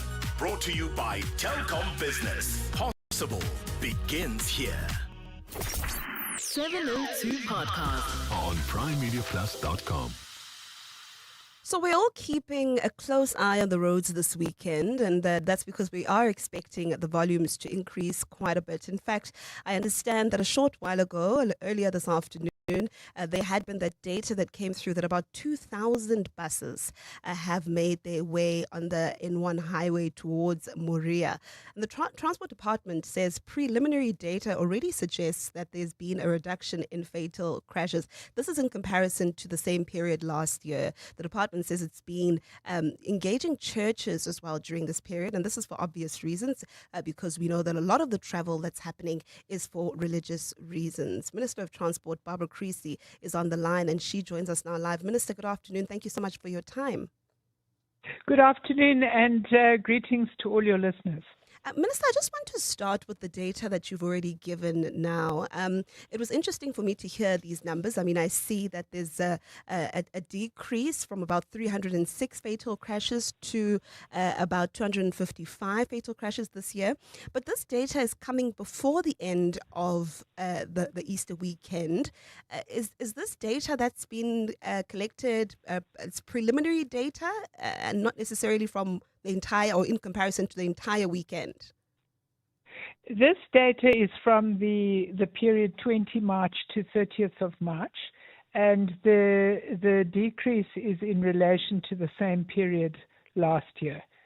So it's, we run a special campaign from the Human Rights Day weekend right through until May Day. And we have intensive monitoring on a week-by-week basis. So this is where those statistics come from. And Minister, can we just speak to this partnership that you currently have with the churches? I understand that you've been engaging the churches, speaking to the churches around road safety. Has this been in a bid, of course, to curb and to see a drop in fatal crashes, but also to raise awareness, I suppose, around the use of roadworthy vehicles when traveling to the churches? Yes. Let me say at the outset that this is a continuation of ongoing public education and public campaigning that we are doing as a department. And obviously at this time of year, there are huge religious services that are taking place across the country. The most significant volumes of congregants would obviously be moving northwards to Moria, where several million congregants would be gathering. There are big logistical exercises that take place around these religious observances, including operation centers, work that happens with bus companies. And we, of course, liaise with the faith-based organizations so that we make sure that we have officers available to patrol particular interchanges. But in the case of the N1, we have special operations to make sure that both moving into the services and also moving out, there are extensive traffic calming measures that we take. Minister, I'm sure that a lot of what's been happening just around the raising awareness, there's been a lot of effort that's been put in. I've been seeing a lot of traffic officials on the roads, and I'm watching my TV screen now. Many of, Gauteng traffic police and national police, traffic police are on the roads, but we are still seeing crashes that are happening. Just yesterday, we saw about 5 people losing their lives on the N1 highway near Mokopong. I mean, do we know and do we understand what's still causing this? Is it the failure to comply, or is it just the lack of awareness? It's driver behavior. I mean, that terrible accident that happened outside Mokopong yesterday is because somebody did a U-bend on a highway. You would think that we all know that you don't do U-bends on a highway, but unfortunately, that's what happened. And it's this kind of careless, selfish behavior that is costing lives. Can you speak to the number of officials or the efforts that the department has been making just in terms of increasing visibility and policing on the roads? What are we looking like just in terms of a nationwide overview? Well, what I can tell you is that since the 20th of March, we've had 321 roadblocks across the country. Nearly 400,000 vehicles have been stopped. And we obviously have had all 900 of our national traffic police on the roads. We also have what we call force multiplier programs, and in very simple terms, what this means is provincial, municipal, and national traffic officers work together on common programs and on dividing up the country and the most dangerous roads amongst each other so that we have maximum visibility. This weekend, we have made a special effort to make sure that we have 24/7 policing. And what that means is we'll be running 3 shifts throughout the Easter weekend so that there will be police visibility, whether it's 2 o'clock in the morning or 2 o'clock in the afternoon. And I want to ask you, and I know this might be maybe an unfair question, but do we know what it's going to take to get people to comply? Because you're speaking about, the lack of compliance, people just, choosing to make a U-turn in the middle of a busy highway. What's it going to take to get people to listen and to comply with the rules of the road? Consistent enforcement. Obviously, we can't just have enforcement on long weekends. And this is something that we are working on continually with provincial and municipal traffic officers. We have to have consistent enforcement. And of course, we have to have consistent public education. And as you say, you would have seen that, just in the public domain, we've got constant advertising. We're also doing constant public outreach, going, one of the things we've been doing in communities where people run across highways is literally going door to door and asking people not to do it and explaining why cars can't stop when they're traveling on highways, even if they see pedestrians. So I think it's about consistency. Unfortunately, in a country where there were 12,000 road deaths a year, it is an indication that we have to do more and we have to do more consistently. All right, Minister of Transport, Barbara Creecy, thank you so much for your time. She's speaking to us about road safety during this weekend. And of course, it's an important conversation that she highlights that they are having with the leaders of churches. Because the truth is, people will listen to their church leaders. They'll listen to the bishop or the head of their church if they were to say and encourage them to use roadworthy vehicles. And I think that's the message that the Department of Transport is trying to get across. For more about 702, go to primemediaplus.com. All right, 24 minutes past 4. And just before we started the show, the news of a new SARS commissioner broke. His name is Dr. Ngobani Makubu, and he has been a deputy commissioner, so he's no new person or no new face to SARS. But what does his appointment mean? I mean, for me at least, it speaks to continuity, but I think there's a lot more that we can take for the appointment of Makubu. And joining us for that conversation, someone who's going to be helping us analyze this, is Joshua Baiju, a partner and head of strategic engagement and compliance at Tax Consulting SA. Joshua, good afternoon. Thank you so much for your time. Good afternoon, and thank you for having me on today. I think we were all anticipating that the person that would be appointed would be one of the deputies. It would be someone who's not a stranger to SARS. So this doesn't come as a surprise, does it? No, not at all. And I mean, from our prior discussions with senior leadership at SARS, we've actually, quite frankly, we were expecting that it would be Johnson, because Dr. Makubu is no outsider. He's been a part of SARS's leadership specifically in recent years, serving as Deputy Commissioner for Taxpayer Engagement Operations. And beyond that, while he also worked very closely with the current Commissioner, Commissioner Kisweta, in the formulation of SARS's strategic direction since 2020, meaning all of their compliance programs, their strategic objectives, etc., he was part and parcel of it. So you're absolutely right when you say what you expect is continuity. And Kisweta has been praised really for the turnaround that he's managed to achieve at SARS. And I suppose all of us have been wondering what's it going to take to maintain this at least. I mean, it would be better if it could be improved, right? And we see an increase really as it comes to the new collections. But what does this appointment mean really for that continuity and continuing with the strategy that has been applied?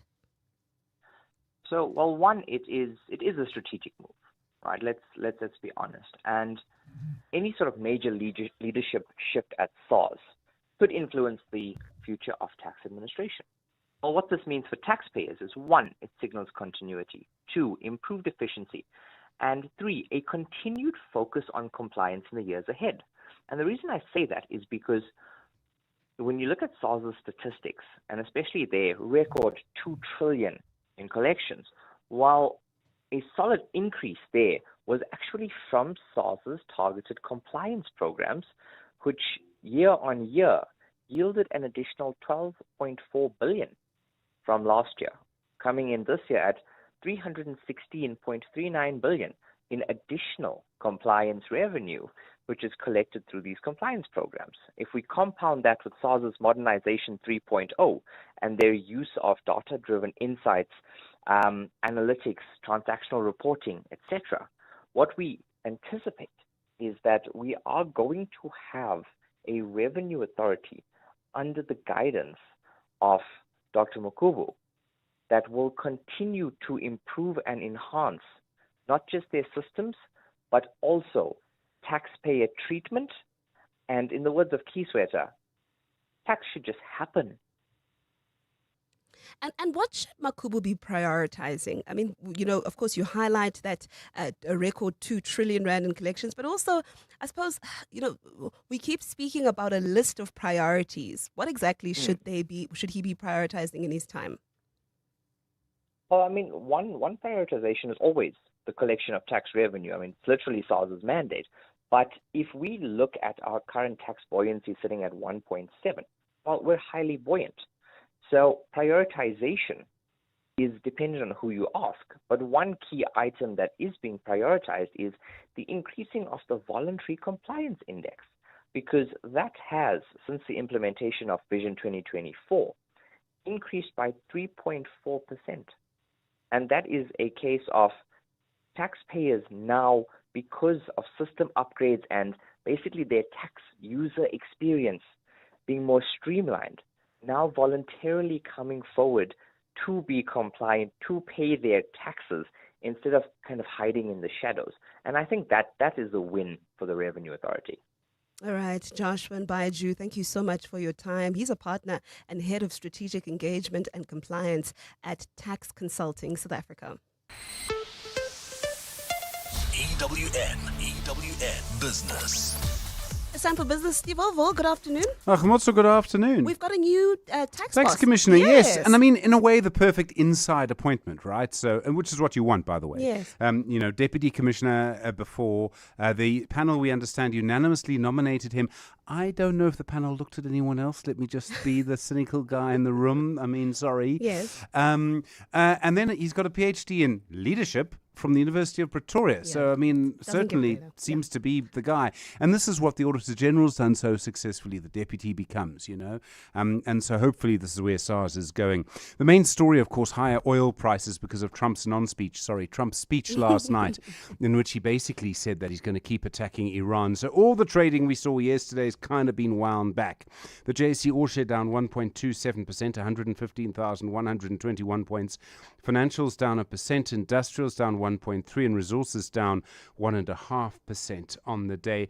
And so we see some of the miners down. We see some of the people who were losing out yesterday strengthening today. So Alpha Min are up 6%. Cecil, they were down yesterday because the oil price was down. Now they're up 4%. British American Tobacco, defensive share, good time for them. They're up 2.36%. Even AB InBev, which is sort of related, up 1.65% on the day. 91, they're down 3%. We Buy Cars down 2.8% again, and then Goldfields down at 2.78%. They won't be the only gold miner down. Discovery down 2.65%, and Sibanye down 2.6% as well. Khomotso, we've been talking a little bit about the city of Joburg and the fact that trading in its bonds has been suspended on the JSE. Yes. They said today that the city is still meeting all of its financial obligations, and the delay in publishing its annual financial report, and thus the suspension, comes from a technical compliance matter relating to reporting timelines and does not reflect financial distress or instability.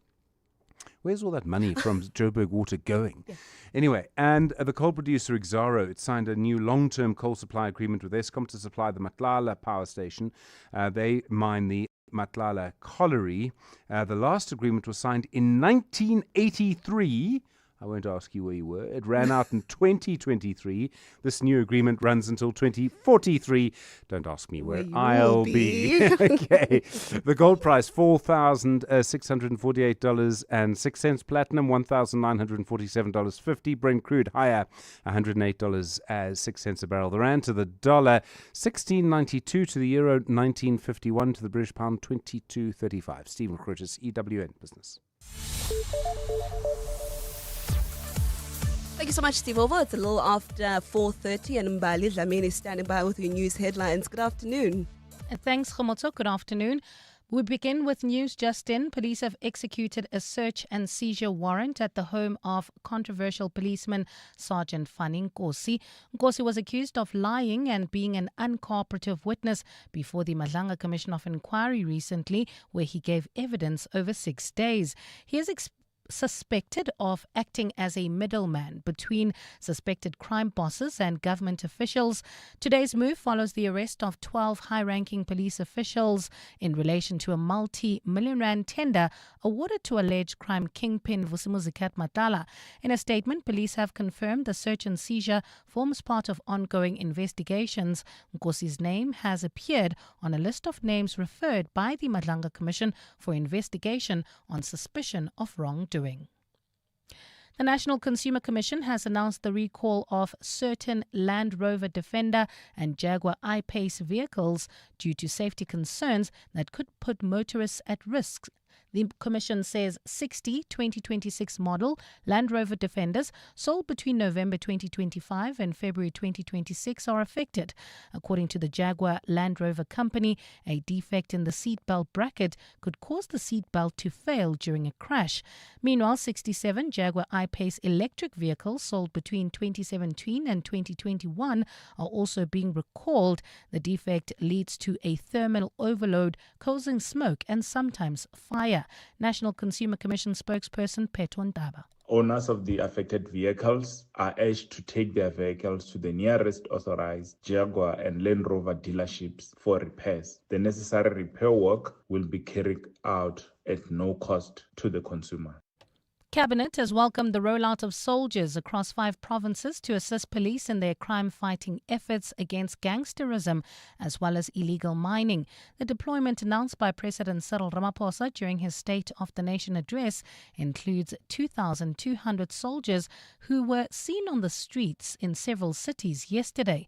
Minister in the Presidency, Khumbudzo Ntshavheni, says the deployment is not a silver bullet to stemming the tide of gangsterism. The SNDF will act as a force multiplier and operate with clear rules of engagement. The rollout of the South African National Defence Force deployment is near completion. And the United States has lifted sanctions on Venezuelan interim leader Delcy Rodriguez after accusing her of undermining democracy in 2018. The move comes less than 3 months after the country's forces seized Venezuela's former leader, Nicolas Maduro, and his wife in a military raid. Maduro was then taken to New York to face drug trafficking charges. Taking to social media, Rodriguez called the move a significant step in the right direction to normalize and strengthen relations between the two countries. A partly cloudy Friday in store for Gauteng tomorrow. Lows of between 17 and 19 degrees and highs of between 25 and 30 degrees. We seem to be having a big challenge there on the N1 North near the Flying Saucer interchange. That's because of that major accident scene that we've been reporting on this afternoon. The N1 South is also backed up as a result. If there's any changes there, please do let us know.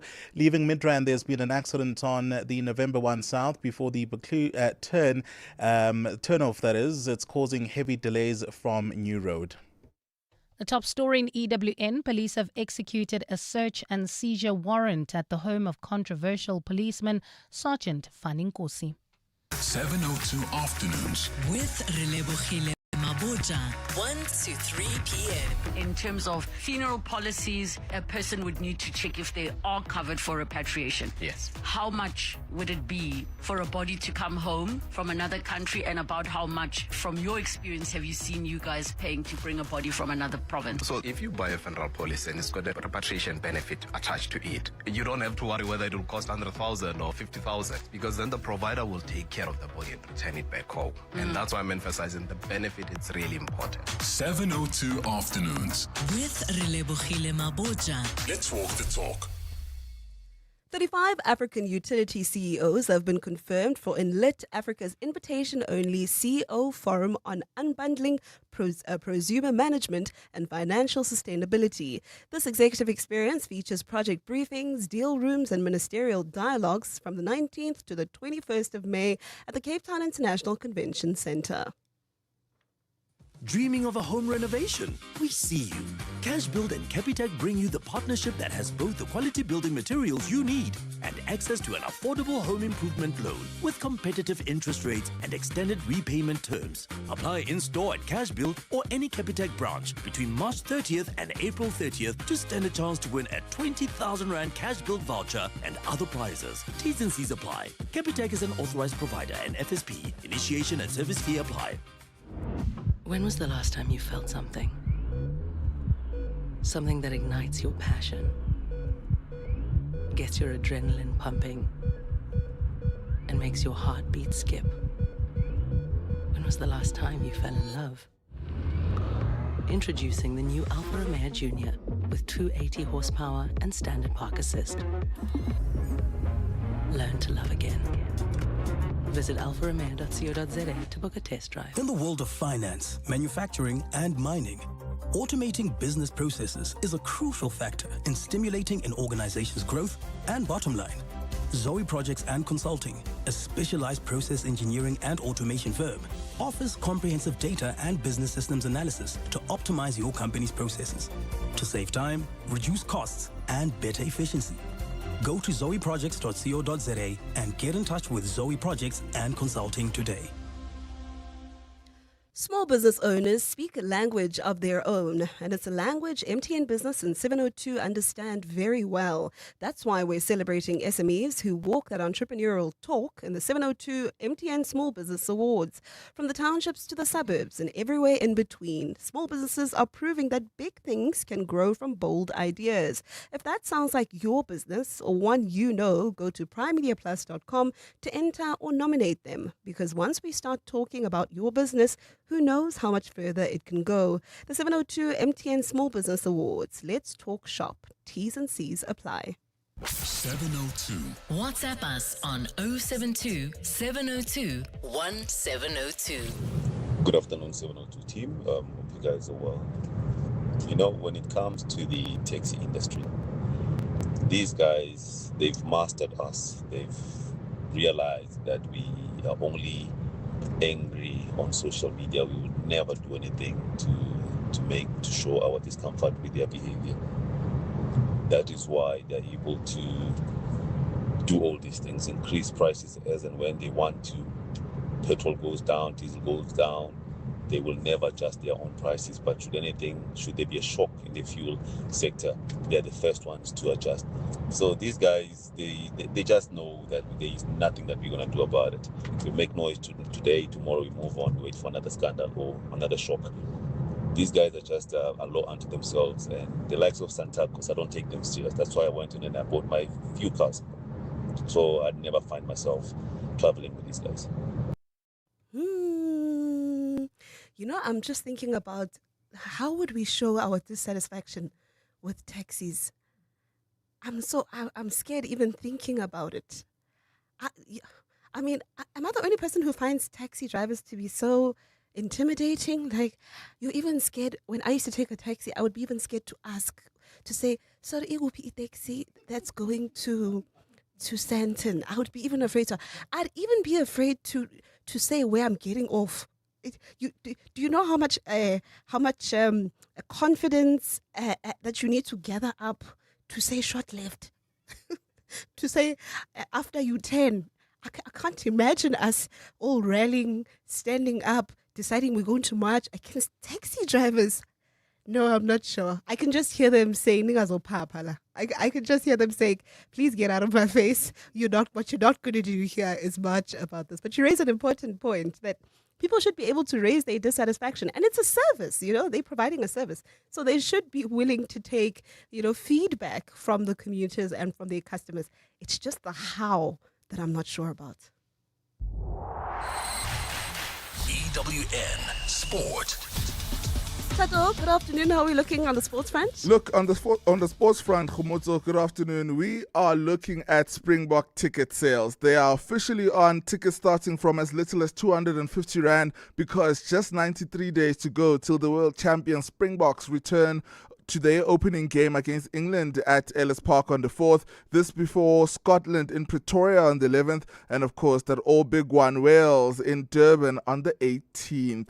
In the Challenge Cup, Springbok lock Eben Etzebeth returns to the Sharks after his 12-match ban. If you remember that eye gouge against Wales last year, the Durban Union have sent an under-strengthened side to Ireland to face Connacht on Easter. But Sharks tomorrow are without Andre Esterhuizen, Sia Kolisi, Grant Williams, Bongi Mbonambi, and a whole lot of other frontline players that were so critical in their game, all because of injuries. On Saturday, though, the Bulls and the Stormers are in action respectively in the Champions Cup. In cricket, Kolkata Knight Riders will be under pressure to fix their bowling issues, especially that spin, as they take on Sunrisers in a clash between two batting-heavy sides right now. Kolkata Knight Riders, if you remember, won that toss and chose to field first, and as things stand, we are at 110 for 1 after 8 overs. Elsewhere, Rassie van der Dessen has caught time on his Proteas career after 8 strong years at the top, leaving behind nearly 5,000 international runs and a reputation as one of South Africa's most respected batters. but don't expect him to step into the coaching role just yet. Van der Dussen says his next chapter is all about helping others. I don't think I'll go into coaching or stuff like that. I think cricket has been a very large part of my life for the last 25 to 30 years. So I think there's a lot out there, especially in South Africa, in the South African context, so many opportunities business-wise, and to just make a difference in people's lives. And I mean, we need people out here to just make the environment better. In football, no soft landing for Roberto De Zerbi. The new Spurs boss has 10 days to fix a side with no league wins this year and just 1 point above the drop zone, starting away at Sutherland. His message is clear: no quick fixes. He, my friend, is here for the long haul. I'm very happy to stay here with you.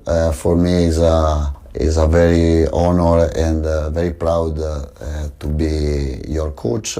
I want to give my best. I want to stay for a long time in this big club. Tato Moloto, Eyewitness News Sport. EWN Traffic. All right, let's begin things off in Midrand. As you leave there has been an accident on the November 1 South before the Buccleuch turn off, causing heavy delays from New Road. While in Calvin, there's a collision on the N3 North before the Buccleuch interchange, causing heavy delays from Vincent Chabalala Road. The N3 South is also backed up due to peak time delays. While heading towards Bedford View, traffic is heavily backed up on the N12 R24 West between Edenvale Road and the Galulis interchange. Let's head to the south of the province. In Pretoria Glen, there's queuing traffic on the N12 West between Klipstreet Valley Road and the R558. There's also peak time delays on the Mike 1 South between Empire Road and the Crown interchange. We'll round off things here. In Devlin, roadworks are causing heavy delays on the Golden Highway between the N1 and East Street. If we've missed anything, please do let us know by sending us your latest traffic update on X at EWN Traffic or WhatsApp us on 072 702 1702. There's more EWN on air, online, and on the EWN app. Driving the conversation on 702 Afternoon Drive with John Perlman. Powered by Telkom Business. Possible begins here. 702 Podcast on primemediaplus.com. Welcome back. It is 16 minutes before 5 o'clock, right? 702 afternoons. My name is Khomatsa Modise. I'm in for John Perlman this afternoon. Thank you so much for tuning in. It's a very busy news day, and I'm hoping we'll be able to cover some of the stories that have been making headlines. It is that type of day where there's just a lot of breaking news, and the latest news to break is the story of Faninkosi's house being raided. Of course, he's the police officer who's been testifying at the Madlanga Commission of Inquiry. Hopefully, we'll be able to get someone to speak to us about that. We're hoping to get police to come on and chat to us about that raid happening at his home. All right. So, a couple of days ago, I was facilitating a conversation. And what would happen is, I was leading this panel, and I opened up the Q&A time. And I had to, point at people to say, okay, we'll take your question, we'll take that person's question and that person's question. And I happened to say to someone in the crowd, okay, after that, we'll come to the gentleman over there. Now, after I said that, someone with a very beautiful lady voice said, oh, did you mean me? I thought you meant the guy sitting next to me. It turned out it was a lady. And I had mistakenly said the gentleman in the crowd. And as you can imagine, I was very embarrassed. I didn't know what to say after that. But then I remembered that, that type of mischaracterization happens quite a bit, with my child, my daughter. I have a 1-year-old, and people often say, I'll get someone coming, especially in the early days. It happens less so now, but, when she was much smaller, people would come and say, oh, what a pretty, pretty boy, and I would say, absolutely not. And they would say, oh, what a cute little boy. The one that really hurt me, generally that doesn't really hurt me, but the one that really hurt me was when someone said, oh, are we coming, we were at a restaurant, and they said, oh, hi, little man. And I was so hurt. I was so hurt. From that day, I made the conscious decision to start making her wear pink and only pink. And I made sure that I put ribbons on her hair. I can't put ribbons now because we cut her hair. But that really hurt me. And I've been thinking, has that happened to you, particularly with children, where you mistakenly saw a very cute baby and you said, oh, what a cute little girl. And it was a boy. I actually don't think it stings the same when you say a boy is a girl. But when you say a girl is a boy, hey, it hurts. Tato? Firstly, Khumut, I think maybe let's stop cutting her hair so that the ribbons can come back. I think maybe that's why. But I've never done that with kids. But you know what I do get a lot, though? Mm-hmm. People thinking I'm older than I am. Because I look much older than I am. So they'll ask me, do you have kids? And I'll say, no, I don't have kids. And they'll say, yeah, but how does a person in their 30s not have kids? I'm like, I'm barely there. Yes. I'm just 26, guys. So for me, it's aged quite a bit. And also, I have a lot of facial hair, which then I think, or at least believe, it ages me a little bit more. So I get that a lot. People think I'm so much older than I am. And sometimes it's good because you walk into spaces and there's a certain level of posture that people approach you with. Yes. But sometimes I just want to be 26. Okay. Tata Molodo is 26. Thanks, guys. But a 26-year-old Tata Molodo has never made that mistake, seeing someone's child and thought it was a boy when it was a girl? I'm afraid of kids, so I hardly interact with children. Okay. I interact with the parent, and then I watch the parents cue for me to interact with the kid, right? Mm-hmm. So usually they say, oh, this is my little princess, oh, this is my little prince, and then immediately I clock it. You know what I'm saying? So I'm good because I'm quite reserved. Let's focus on the parents and they'll lead me towards the little ones. I like that. I like that caution. Ngosi? I think it has happened with me, like, as you said, seeing kids and not really being sure. Mm-hmm. But funny enough, it happened to me when I was younger. Like, people used to say, you've got girl features, like my calves. Like, that was one of the things that people used to say, oh, you've got calves of a girl. And I used to think, what are you on about? Yeah. But also, like with Tato, I also get the age thing. Okay. I also get the age thing. And I resonate with what he's saying, because sometimes it actually works for you. But sometimes you are like, I really do want to be my age, which is 25. So. Well, I want to ask you guys, how do you suggest parents should deal with people mistaking their girl children for boys, or boys, just getting the gender wrong? What can you do? You see, what I did was I've bought ribbons. So now as soon as her hair grows more, I'm going to start putting ribbons back on her hair. She's always wearing pink dresses. You'll never find my child in neutral colors, because I don't want people saying, hey, little man. So what do you suggest we do? I think from the other person's perspective, I don't know what parents should do, but the other person's perspective, I think once you've made the mistake, acknowledge it. Because, as you said, in that room, you were embarrassed. And there's nothing, as worse as not acknowledging that, oh, goodness me, I'm really sorry. Yeah. You know what I mean? Yeah. You know what I would do? Punchy, short line here. If it is a guy, like a little boy, and they say it's a girl, I'd say, have you seen a girl this handsome? What? Have you ever seen a girl That's this horrible, handsome? Tato. I'm sorry. You know? And then it immediately will clock, oh, no. No one wants to be a handsome girl. Absolutely not. Exactly. Listen, I'm taking your calls on 011-883-0702. Let me know, has that happened to you? Have you mistaken someone's child for a boy if they were a girl, or the other way around? And how have you dealt with it? And do you get that also with your own children? Do people think, oh, maybe, is that a girl? Is that a boy? And how does that make you feel as a parent? Get in touch with us. You can also send us a WhatsApp on 072-702-1702. 702. Let's walk the talk on 92.7 and 106 FM.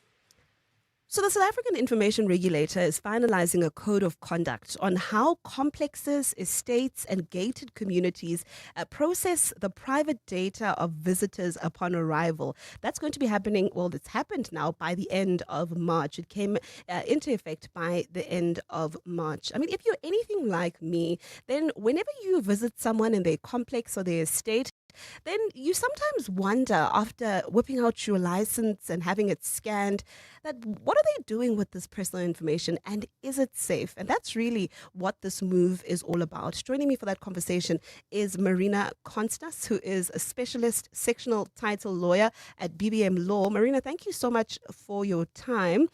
Thank you so much for joining us. Thank you, Khomotso. Nice to be here.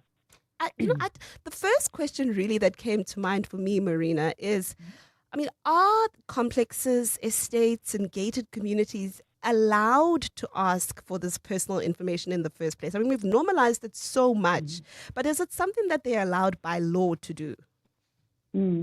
Yes, so I think, the act of getting driver's licenses scanned actually started opening up a wide range of POPI violations, Protection of Personal Information Act violations, because that act says that if you hand over personal information, you need to understand how that information is stored, and when it will be deleted. You can't just hand over your personal information and not understand the purpose for handing it over, and why it's necessary. So already the information regulator started proactively developing this sector code. As far as I'm aware, there's no confirmed publication yet in the Government Gazette, but it will be a binding code, certainly under the Act, and it's aimed at sectional title units, at homeowners associations, commercial and industrial parks, and wherever there's a team or security team controlling entry or access. So the point of it is, yes, it will be allowed, but the rules that are going to come out are things like only minimum necessary information is to be collected. And at the entrance of your scheme, there's got to be a notice saying what the purpose is and on what basis are you collecting it. No longer are these old sort of awful visitors' books going to be allowed, where they can just leave the book lying open, the guards can leave the book lying open in the guardhouse. You're going to have to look as a scheme at some sort of secure access control system where all this digital encryption is available on, so that the deletion is automated, and then that's going to be how you comply with the POPI regulations. Yeah, okay, and that's really what I wanted to ask about, just the details of this code of conduct. From what I'm hearing, so it's going to cover what type of information is collected, but also it's going to be covering how it's stored and processed. Yes, exactly. And trustees and directors would be held accountable if you don't have this in place. So you need to also update the guarding contracts with the security company as a body corporate or a homeowners association, so that you can see that all of this is covered. Everything to do with POPI is in this contract. Also, every complex in terms of the community scheme ombud service directives has to have a POPI policy in place. So that policy, you can just take the policy out and hand it to somebody who wants to know what you're doing with that information. But this policy is not enough. You actually need to notify people at the entrances of exactly what you're doing with it. And as I said, it should be a cloud-based kind of solution. And you need to be compliant. And this includes biometrics, CCTV cameras. What are they using it for? You can have a camera at the entrance, but I need to understand what you're using it for. And it seems obvious that it's security, but we need to make these things as clear as possible to be compliant. And does this mean that, these complexes, estates, gated communities, are they going to be forced to go digital now? I think so, yes. I do think so, because that's the easiest way to actually show that you are compliant. I don't think that anything in writing is particularly secure at all. Anything can be, you can misuse it. Somebody can take it home with them and use it for other purposes. I definitely think that it's going to need to be become digital and certainly automated. I suppose if you have a complex where you can't afford to digitize, then you need to put your minds to other kind of systems. But you have to be able to explain to people what you're doing with the information, how long it's been stored for, and you need to only get the minimum information. You can't have long queues at these gates with somebody writing out every single, part of their history.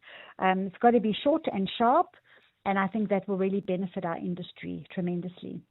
And when are these laws expected to come into effect? Well, they did say 31st of March was the date when these codes would come out.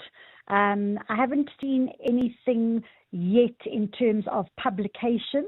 So, but yeah, I think it's imminent. It really is imminent. They've been working very hard on it, Khomotso. So let's see. I think managing agents, or what I call community asset managers, should start getting prepared for the onslaught of of queries. And also, I think it's important for complexes to train their guards at the entrances, so that if people do ask, that they do understand what's going on, possibly, and they can hand them a document, or maybe, they can just explain exactly what they're doing with, in a very brief kind of format, obviously. All right, Marina Constas, thank you so much for your time. She's a specialist sectional title lawyer at BBM Law. It's an important development in law that's coming into effect, particularly around the use and the safekeeping of personal information. It's definitely a story to keep your eye on. Clement Maniatella. Weekday mornings, 9 to 12. 9 to 12. Nokutula, can you confirm, as the ANC Women's League, if you've received 2 donations of luxury vehicles from Chinese officials? Nope, I know nothing about that. I'm learning and hearing about it from the media houses. Okay, it's quite shocking then if, as the ANC Women's League, you don't know anything about this, because your president, Sisisi Tolashe, responded to a parliamentary question that the vehicles were donated to the ANC Women's League. Have you had an opportunity to speak to your president about this? Now, as we're talking, busy conducting investigations. Nokutula Ngaba, the Secretary General of the ANC Women's League. Clements Maniatella. 9 to 12 on 702. You may or may not know the difference between a timing belt and a timing chain, but you do know a great OUTsurance deal when you see one. Get a car insurance quote now, and if OUTsurance can't save you money, ask for 500 Rand or 1,500 Rand if you haven't been or have been claim-free and with the same insurer for 3 years. Get savings or cash. SMS out at 45142. That's out at 45142. OUTsurance, licensed insurer and FSP. T's and C's and information online. Zandi Finger's high promo agency was growing fast, but the paperwork was catching up. What were you up against? Challenges that were slowing down my growth was finding clients as well as organizing the promoter application. But with Yep for online visibility and Zoho to manage her database, she has turned chaos into a well-honeyed hive. Get Yep by Telkom Business from 249 Rand per month and Zoho from only 1,260 Rand annually. Call 10213 or click telkom.co.za. T's and C's apply. Telkom Business. Possible begins here. Gauteng is currently experiencing high water consumption. To avoid water interruptions, residents are urged to use water sparingly to allow equitable supply. Act now. Save water. Every drop counts. This message is brought to you by the Department of Water and Sanitation, Rand Water, Gauteng Provincial Government, City of Johannesburg, City of Tshwane, and City of Ekurhuleni. Sometimes all it takes to reshape the world and deliver better outcomes is a little unconventional thinking. Black Sheep Thinking, powered by Camissa Asset Management. And so today we bring you the story of a technology you use so frequently you probably don't even think about it. And yet, of course, before the year 1440, books were rare. They were slow to copy, and only the wealthiest of the elites had access to them. And what that meant was knowledge could only move as fast as those who could write books could do it. And yet, it all changed with the unveiling of the printing press. Black Sheep Thinking, every Tuesday on 702 Breakfast with Bongani Bingwa, powered by Camissa Asset Management. Invest different. Camissa Asset Management is a licensed FSP on 702. You're now listening to 702 Afternoon Drive with John Perlman. Brought to you by Telkom Business. Possible begins here. This is EWN. Police raid the home of Sergeant Faninkosi and Finance Minister ready to work with the new head of SARS.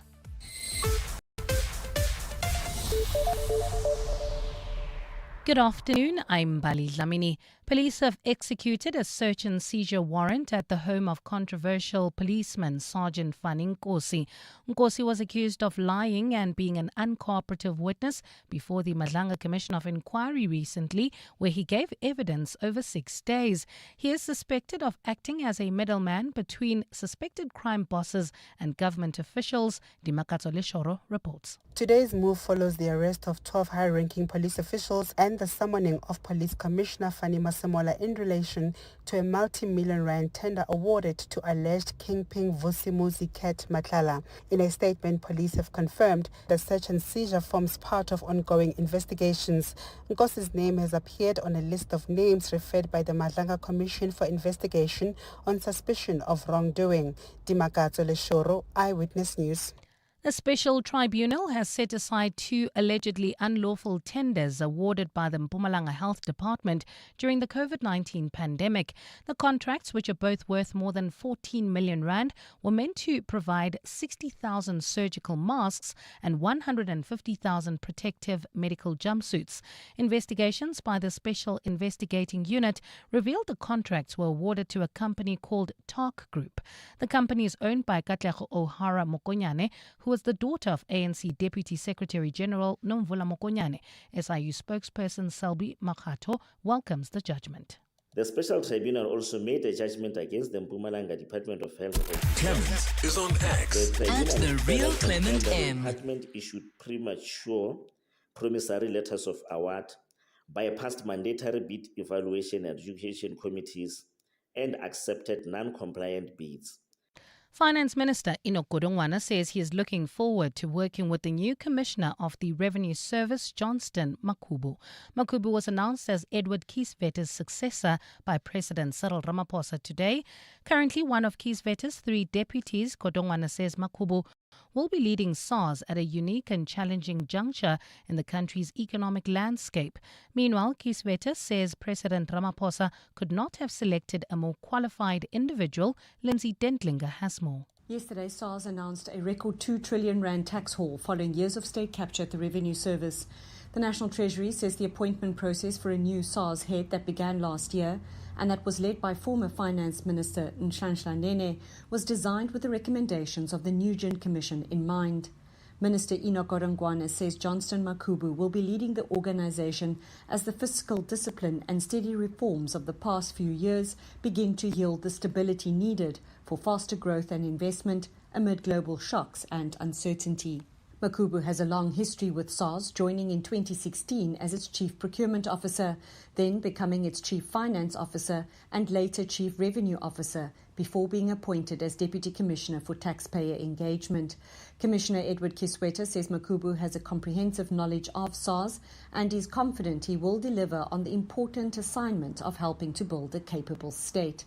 Makubu will officially assume his duties on the 1st of May for a period of 5 years. Lindsay Dentlinger, Eyewitness News. More than 2,500 vehicles are expected to pass through the Kranskop toll gate every hour this evening as thousands of travellers make their way to Limpopo for the Easter weekend.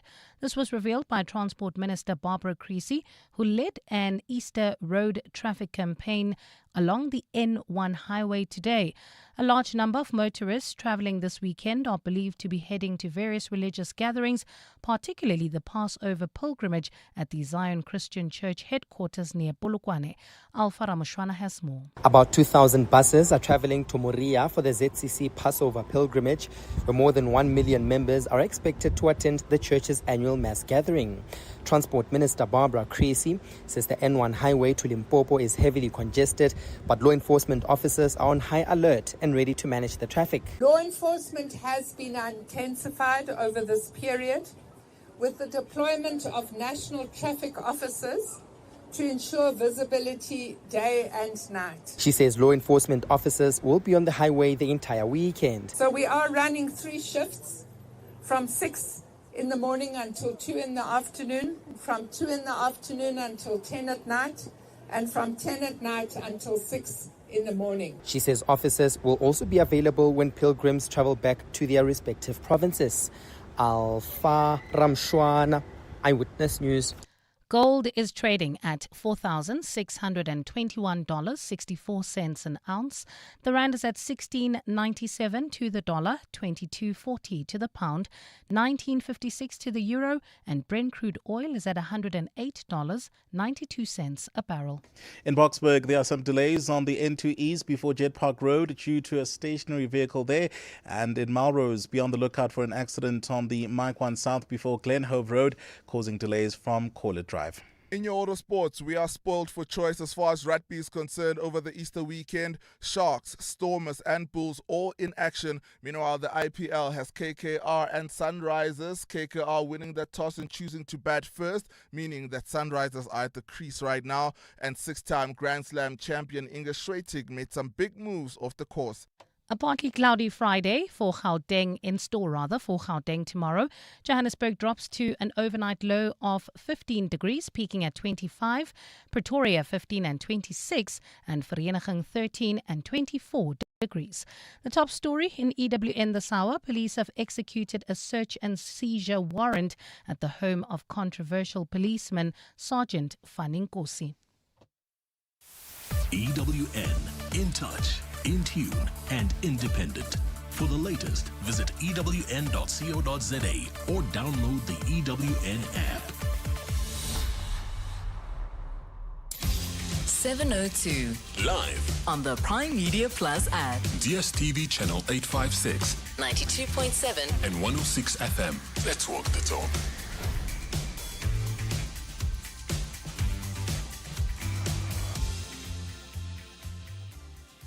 Welcome back. This is 702 Afternoon Drive. My name is Khomotso Modise, in for John Perlman this afternoon. It's been lovely being with you on this Thursday, or I should say on this Amper Friday. It's actually a fake Friday, as many people say, right? Because it's essentially like a Friday. Tomorrow is a public holiday. I hope that you have prepped for your Easter weekend. If you're taking some time out and you're going away, please be safe. And if you are just going to be staying at home like me, I hope you enjoy your rest. It is 10 minutes past 5. Thank you so much for tuning in. Coming up on the show in the next hour, there's been a raid at the home of Faninkosi, Sergeant Faninkosi. He's a police officer who's been testifying at the Madlanga Commission of Inquiry. And the raid has been happening this afternoon. In fact, ENCA a short while ago had shown some visuals from what looked like his home. We're going to be getting a bit of analysis on that, what exactly this raid would mean. For me, I mean, there's a lot that this highlights around the investigations of the Madlanga Commission of Inquiry, but also it speaks to the ongoing investigations, even as the inquiry is on a break. The investigators certainly are not on a break. So we'll have that conversation in a short while. And then we're going to be taking a look at a story really that jumped out at me, especially because in light of the Easter travel, and many of us have used the Intercape bus service before. Now, Intercape has welcomed the arrest of a syndicate that seems to have been running alleged extortion, intimidation, and money laundering in that space. They've been arrested and they are appearing in court. But it sounds to me from the story that I read and the statement from Intercape that this extortion has been going on for a while. I want to know from Intercape how long they've known about this and what exactly have they been doing. But also, what does this symbolize? What does this arrest actually mean, regarding what's going on there? Does this mean it's the end of the syndicate, or is the investigation continuing? That's what's coming up on the show with you until 6 o'clock. Of course, just before 6, we're going to be having our music feature. We want to hear from you what song you must have on your playlist for your holiday travels. 702. WhatsApp us on 072 702 1702. Good afternoon, this is Selma from Ruraput. I'm not scared of taxi drivers. If they try and push me off the road, I just push back. If they decide to go up the wrong way, on the side that I'm driving, then I just stop right in front of them and I stay there. I'm not going to make way for them. Then they can just wait until somebody is kind enough to let them back into the queues they should have been in anyway. No, I'm definitely not scared of taxi drivers. Definitely not. Have a lovely day. Bye. Hi, Khomotso. How? It's so funny because I never found it hard to connect with the taxi drivers. I feel like with taxi drivers, just don't papela them. They will be very nice with you. They will love you. They are such nice people. Well, I've always come across nice taxi drivers and nice taxi owners, and I've never ever had any funny issues with them, but that is because I treat them with utmost respect when I have to when I had to communicate with them. And I think also being a pretty girl, I think it was also a pretty girl privilege, a pretty woman that is respectful and sounds very nice. that didn't give them any issues and was very respectful, just made them love me the more. So yeah, I've always had a great relationship with like taxi drivers and taxi owners. Yeah, that's me, Yolande from St. You see that's true. You know, don't come at them as the young people say. Don't come at them sideways, right? So don't come there and be cocky. You must be very respectful. But the thing I've always felt that with taxi drivers, you just never know what you're going to get. And this is me as a commuter. So when I was a taxi commuter, which was a very long, a period of my life, right? I used a taxi, until a couple of years ago. And I can tell you now that you never know what you're going to get. You might get a very nice one who will be very kind to you, and then you just get that one that's just like, what do you want? Yes, and you never know, right? One thing I will say though about taxi drivers is that many of them are the reason why so many young children who travel with taxis make their way home safe. Because once they identify and spot that little child that uses the taxi alone, they will adopt that child and make them the taxi ranks child. And that's always so beautiful to see. Of course, this was in response to a voice note that we got about taxi drivers not necessarily listening to commuters and never bringing down their fare even when the petrol price goes down. Thank you so much for your voice notes. Really appreciate it. We're taking more of your calls after this. EWN Traffic. This EWN Traffic is brought to you by Outsurance. SMS out to 45142 now, and you could save on car insurance. If you don't, ask them for 500 Rand.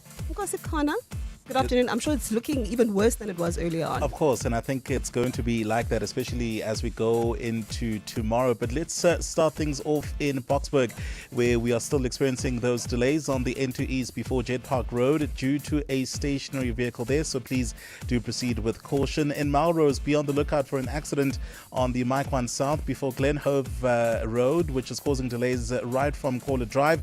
Leaving Midrand, there's been an accident on the November 1 South before the Buccleuch turn off, causing heavy delays right from New Road. While in Calvin, there's a collision on the N3 North before the Buccleuch interchange, causing heavy delays there as well. It's from Vincent Shabalala Road. The N3 South is also backed up due to peak time delays. While heading towards Bedford View, traffic is heavily backed up on the N12 R24 West between Edenvale Road and the Galulis interchange. And in Protea Glen, there's queuing traffic on the N12 West between Klipspruit Valley Road and the R558. If there's anything else that you would like to let us know of, please do send us your latest traffic update on X at EWN Traffic or WhatsApp us on 072 702 1702. There's more EWN on air, online, and on the EWN app. Sitting in a traffic jam is as fun as waiting on hold for 2 hours only to get disconnected. Oh, the frustration. But fortunately, the Outsurance pointsmen are on the roads, easing traffic congestion so everyone gets where they need to be quickly and safely. For the past 20 years, with Outsurance, you really always get something out. In proud partnership with 702, show them some love online using hashtag pointsmanlove, licensed insurer and FSP. Driving the conversation on 702 Afternoon Drive with John Perlman. Powered by Telkom Business. Possible begins here. 702 Afternoons. With Relebohile Maboja, 1 to 3 p.m. In terms of funeral policies, a person would need to check if they are covered for repatriation. Yes. How much would it be for a body to come home from another country, and about how much, from your experience, have you seen you guys paying to bring a body from another province? So if you buy a funeral policy and it's got a repatriation benefit attached to it, you don't have to worry whether it will cost 100,000 or 50,000, because then the provider will take care of the body and return it back home. And that's why I'm emphasizing the benefit. It's really important. 702 Afternoons. With Relebohile Maboja. Let's walk the talk. Meet Tato Makgate, CMO of Gauteng, proving that South African tech can take on the world. Tato, why was Telkom Business the right call for your team? Bottom line was connectivity and ensuring that we have the right service provider. With Telkom Business Fiber, Gauteng seamlessly connects local innovations with international manufacturing. Get Stream Connect Fiber from just 399 Rand per month. Call 10213 or click telkom.co.za. T's and C's apply. Telkom Business. Possible begins here. Hi everyone, I'm Dean McPherson, the Minister of Public Works and Infrastructure. As members of the Christian faith across South Africa observe and celebrate the miracle of Easter, I would like to extend my warmest wishes to you and your loved ones. Easter is a time of reflection, renewal, and hope as we celebrate the resurrection, a reminder of the power of faith, sacrifice, and compassion in our daily lives. As families and communities gather during the sacred period, may it be a time of peace, healing, and renewed purpose. On behalf of the Department of Public Works and Infrastructure, I wish you a joyful and blessed Easter. You can become a victim of a legal problem: wrongful arrest, assault, uncontested divorce, rental disputes, maintenance matters, or labor problems. It can happen to you. Clientele Legal provides tough professional lawyers for an affordable monthly premium. Our legal team is standing by to assist you 24 hours a day. Join today. SMS Legal to 48721. That's legal to 48721. Clientele General is an authorized FSP and licensed non-life insurer. T's and C's online. Standard rates apply. When you're running a small business, you need someone who speaks your language, who understands when you talk innovation, growth, scaling. Someone like MTN Business and 702. The 702 MTN Small Business Awards, from the townships to the suburbs and everywhere in between. We want to talk about you and your business. Go to primemediaplus.com to enter your business or nominate one you know. Because once we start talking about where you are now, you'll be well on your way to reaching your next. The 702 MTN Small Business Awards. Let's talk shop. T's, C's, and more on primemediaplus.com. 702 Podcast on primemediaplus.com. Welcome back. It's 5:20 right here on 702 Afternoons. My name is Khomazo Modise. I'm in for John Perlman this afternoon. Thank you so much for tuning in. So a short while ago, while we've been on air dealing with other stories, a story broke. And as you may have heard in the latest Eyewitness News Bulletin, the home of Fani Nkosi, Sergeant Fani Nkosi, has been raided. And I understand that the property is in Pretoria and police are doing a search and seizure at that home. And I've been thinking about this raid. Of course, Nkosi's been testifying at the Madlanga Commission of Inquiry. And a lot of what he's testified at the commission has been from evidence that's been found on his phone. And the question that's been lingering in my mind throughout his testimony is why this man did not delete so much incriminating evidence that's been on his phone. Because a lot of what's been found really speaks to or points to and corroborates some of the allegations that have been made that form part of the terms of reference of this Commission of Inquiry.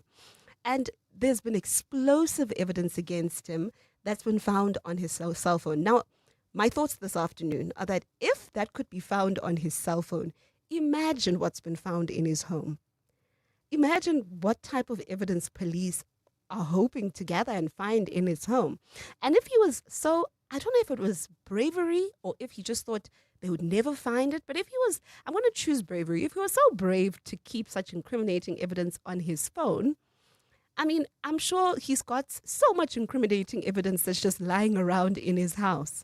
But for some of you who might not know Sergeant Fani Nkosi, I just want to remind you, Sergeant Fani Nkosi is the alleged middleman between crime underworld figures like Akatiso KT Molefe, as well as Vusmuzi Kat Matlala, and senior police officers. These include the likes of Shadrach Sibia. Now, the allegation that had been made is that Fani Nkosi had been acting as a link in some transactions that were made. You may remember seeing his picture. There was a picture of him at the home of Katiso KT Molefe where he had a paper bag. The allegation was that there was money in that bag or in that paper bag. Now, the claim is that he'd been a link between these figures, right, as a cop. And he'd made some really concerning and eyebrow-raising statements. And the evidence that he's given under cross-examination has really been shocking, jaw-dropping for me. You know, he's spoken about and admitted to handling large sums of money. And he's got a reason for all these sums of money. At some point, he spoke about how the money had belonged to taxi boss Mswazi Msibi. At some point, it was some of the money that was found, about 300,000 rand, was his brother's money that was found in a safe, and he was facilitating the sale of a baki. But the point is, this man, Sergeant, has got hundreds of thousands of rands. In fact, if we were to tally some of this money, I think it would come up to $1 million plus. That's just around him at all times. Well, what does this raid actually mean? What does it symbolize, and what can we make of it? Well, joining me for that conversation is Dr. Simon Howell, who's a criminologist at UCT Center of Criminology. Dr. Howell, thank you so much for your time. Good afternoon. Hi, good afternoon. I think my first question really is around this raid in particular. I mean, you would imagine that once police decide to raid the house, they know what they're looking for, and they're going to go straight into the house and look for that material. And I find it interesting, Doctor, that they're doing this after Fanny Nkosi has been on the witness stand for so long. Well, I think on the one hand, as you mentioned, that there was a large amount of evidence found on him or on his phone, and as such, he's considering his habits and the like, would be an ideal person to explore in terms of what else they may have. Obviously that the police will have some sort of evidence, or at least a very good reasoning for entering his home and conducting a raid. But I think that they have in mind specific things that they're looking for, and they hope to find them. And based on at least our experience and our understanding of his habits and the way he doesn't seem to hide evidence, they will probably find whatever they're looking for. Yeah. And what type of evidence would usually be found in a raid of this nature? I'm thinking a lot of paperwork. Well, yeah, it would be a lot of paperwork. It would be evidence of conversations. It could be financial statements. It could be anything, depending on the direction of the investigation.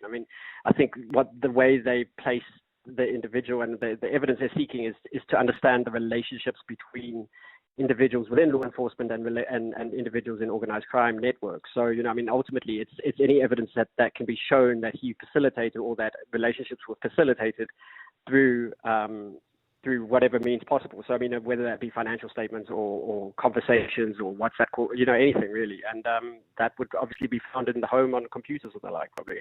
Yeah. Sergeant Fanny Nkosi, if my memory serves me well, was not among the police officers that had been highlighted by President Cyril Ramaphosa in a statement that he released, where he said those police officers were being investigated and we may see, moves being made in their prosecution. What would this raid be part of? Would it be part of investigations, police investigations as well, or the work of the commission? I can't speak for that at the moment. I think what is important to note is that the evidentiary focus of the investigations thus far appears to be more so on the networks and the flows of information between individuals, or the relationships they had, rather than specific individuals themselves. So, in other words, they're concerned with the way in which corruption was facilitated and the way in which law enforcement officers facilitated it, rather than, specifically concerned with finding something of evidential wrongdoing. So, I think in this instance, their concern is with understanding how those networks were both created and sustained, rather than simply just looking for direct participation. It's more about, finding out how people spoke to one another, as well as finding out what they said. Yeah. And my understanding is that Fanny Nkosi hasn't been prosecuted, so or charged. So in an instance like this, where there's a raid at his house, can the information that they gather in the search and seizure be used against him in a trial? Yeah, they can, so long as they have the authorization to undertake the raid, and they've done the right paperwork and essentially provided or obtained permission from a magistrate or a court of law.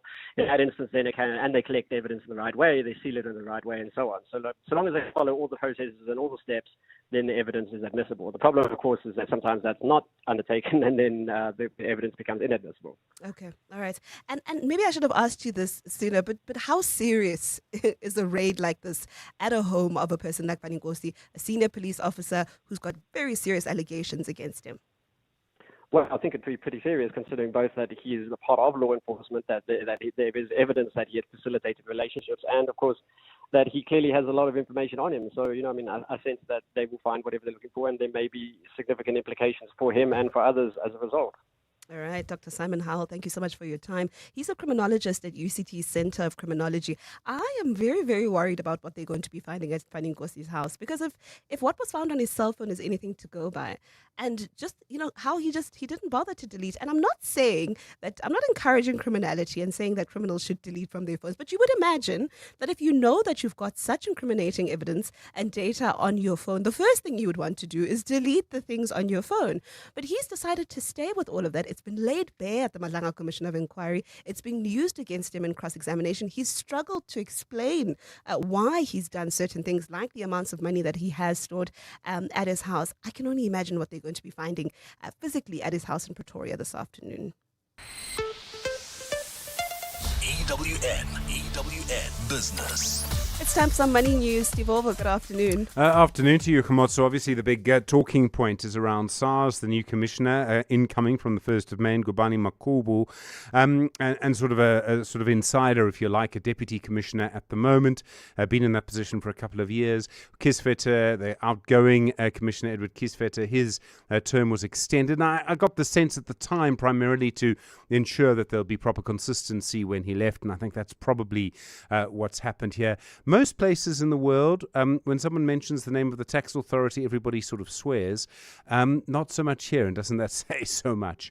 The JSE, like all other markets, really reacting to Trump's speech last night in which he promised to keep bombing Iran. The all-share down 0.41%, 116,123 points. Financials down 0.15%, industrials down 0.71%, resources down 0.39%. So towards the end, some of those losses coming off. US markets looking a little more positive. Still negative for the day, but looking a little more positive compared to where they were an hour ago. Alpha Min up 6.15%, British American Tobacco up 2.97%. Sasol paring back some of its gains over the day, only up 1.38% now, while AB InBev is up 1.73% and the Premier Group is up 1.62%. We Buy Cars down 3.25%, Discovery down 2.5%, MTN actually down 2%, and Telkom and Truworths both down by around 1.63%. The coal producer Exxaro confirming it signed a new long-term coal supply agreement with Eskom to supply the Matla power station. That new agreement goes until 2043, and the city of Joburg today saying that while trading in their bonds has been suspended on the JSE, they're still meeting all of their financial obligations. And this is all about the fact they haven't published their annual financial report. They say this does not reflect financial distress or instability. I'm not sure what the state of our roads reflects, but that's their statement about the suspension of the bonds. In the US market, slightly better than they were an hour ago, but still I think the dominant question is around Iran. The Dow Jones is down 0.15%, the Nasdaq is down 0.25%, the S&P 500 is down 0.14%. The gold price is now $4,672.52 an ounce. Platinum $1,977.80. Brent crude $106.18, so slightly higher than yesterday, but coming down a bit over the last hour. And the rand to the dollar, 16.90 to the euro and 19.50 into the British pound, 22.36. On the Money Show tonight, we'll talk more, of course, about the new SARS commissioner. We'll talk about Chery building cars here. China has so much capacity. How do you compete? I think that's one of the interesting questions. We'll also be talking about the new plans for our railroads. We'll be talking about cryptocurrencies and an investment school. Why Africa is the place to invest for the next 20 years. Stephen Critters, EWN Business. And catch Stephen Curtis on The Money Show this evening from 6 o'clock. This Eyewitness News was brought to you by Momentum. Financial advisors help you have a better shot at generational wealth. Speak to a Momentum accredited financial advisor. Momentum is part of Momentum Group Limited and authorized FSP and registered credit provider. Mbali Dlamini is standing by with your news headlines. Good afternoon. Thanks, Khomoto. Good afternoon. The National Consumer Commission has announced the recall of certain Land Rover Defender and Jaguar I-Pace vehicles due to safety concerns. The Commission says 60 2026 Land Rover Defenders sold between November 2025 and February 2026 are affected. The manufacturer has found a defect in the seatbelt bracket that could cause it to fail during a crash. Meanwhile, 67 Jaguar I-Pace electric vehicles sold between 2017 and 2021 are also being recalled over a potential fault in the battery pack. The defect leads to thermal overload, causing smoke and sometimes even fire. National Consumer Commission spokesperson Peto Ntaba. Owners of the affected vehicles are urged to take their vehicles to the nearest authorized Jaguar and Land Rover dealerships for repairs. The necessary repair work will be carried out at no cost to the consumer. Trade Union Federation COSATU has slammed Treasury's increase increase of the official vehicle cap for ministers and premiers from 800,000 rand to 1.1 million rand. COSATU says the move is tone deaf and an insult to struggling South Africans. The union says it also contradicts ongoing austerity measures. It follows Finance Minister Enoch Godongwana's response to a parliamentary question in which he defended that increase. Dimakatso Leshoro reports. In response to a question by Build 1 SA MP Nobuntu Hlazo Webster about the fiscal considerations when determining car allowances, Finance Minister Enoch Godongwana says the previous threshold is now outdated. He says National Treasury received numerous submissions and complaints from departments that the 800,000 limit was insufficient for vehicles with VIP security requirements. He added that inflation over the past 5 years had eroded the value of the old limit, pushing the cost of most suitable vehicles above it to a maximum of 1.1 million rand. But COSATU's Matthew Parks has called the move tone deaf and an insult to struggling South Africans. This callous decision by Treasury highlights a budget priority and morality crisis affecting the state, where 4 billion rand is allocated to provide bodyguards for politicians, but only 3 billion can be found for small business development. He's called on President Cyril Ramaphosa to reverse the decision. Dimakatso Leshoro, Eyewitness News. A surge in Easter weekend traffic is expected on major Western Cape routes, prompting intensified law enforcement across the province. More than 500 traffic officers have been deployed as part of the provincial government's road safety efforts. Authorities say the crackdown is already showing some results. Since the launch of the Easter road safety campaign last week, 51 drunk drivers have been arrested, along with 63 others for serious offences. Mobility MEC Isaac Sileku says those arrested include a taxi driver who allegedly knocked down a pedestrian on the N2 near Nekis in Knysna and then tried to flee the scene. We remain focused on removing high-risk behaviors while also improving safety and professionalism in the minibus taxi industry. We urge all road users to drive and walk responsibly, obey the law, and help us save lives. A partly cloudy Friday in store for Gauteng tomorrow. Lows of between 13 and 15 degrees and highs of between 24 and 26. In Melrose, be on the lookout for an accident on the Mike 1 South before Glenhope Road, causing delays from Corlett Drive. We still have those delays in Boksburg on the N2 East before Jet Park Road due to a stationary vehicle there. Traffic lights are out in the CBD of Tshwane at Visagie and Sisulu. We're told that the pointsmen are on duty. The top story in EWN, the National Consumer Commission has announced the recall of certain Land Rover Defender as well as Jaguar I-Pace vehicles due to safety concerns. They say the early bird catches the worm. Great advice, unless you're the worm. Generic so-called wisdom doesn't work for everyone, so I settle for a financial plan that's one size fits some. Momentum accredited financial advisors take the time to get to really know your unique situation. Advice meets your context. Momentum, your journey to success. Momentum is part of Momentum Group Limited, an authorized financial services and registered credit provider. In the last 24 hours, this is what's happened in your world. The ANC has been running a minority government in Gauteng since 2024, which means it could not pass the provincial budget without votes from parties in the opposition. This time around, the EFF refused to support the province's adjustment budget after its leader, Julius Malema, swore to never support any ANC proposal in the provincial legislature. This led to the ANC inviting the EFF to its coalition in the province. Premier Panyaza Lesufi says discussions were also had with the DA and MK party, but only the latter seemed to be interested in joining the executive. EWN, in touch, in tune, and independent. Outsurance business insurance, the cost was far less. I even have better benefits. Outsurance business insurance clients know that it pays to switch. And did you know you get 24/7 access to panic assistance, roadside assistance, and even office assistance for guest houses, catering companies, and all other businesses. Get a quote today and see why it pays to switch to Outsurance business insurance. Visit outsurance.co.za or call 08600 60000 today. Licensed insurer and FSP. TCs and information online. limits apply. Can you shoot to the top? Hollywood Bets invites you to jump in for an adrenaline-pumping spinning adventure with the Spinner Zonke Tournament of Champions. You stand a chance to win a share of an epic 500,000 Rand in cash in a thrilling battle for riches. Rise to the challenge and bet 2 Rand or more on selected slots to climb the leaderboard. Ready to go for gold? Your action adventure starts here. Bet now. T's and C's apply. Hollywood Sportsbook is a licensed betting operator. No persons under the age of 18 years are permitted to gamble. Winners know when to stop. South African Responsible Gambling Foundation toll-free counseling line 0800 006 008 or WhatsApp help to 076 675 0710. The Audi Open House sales event is now on and you're invited. Come test drive a wide range of Audi models and stand a chance to win an exclusive Audi Formula One experience. Plus, enjoy limited time offers across the Audi range. The Audi Open House sales event is now on at Audi dealerships nationwide until 30 April. Book your test drive at audi.co.za. Terms and conditions apply.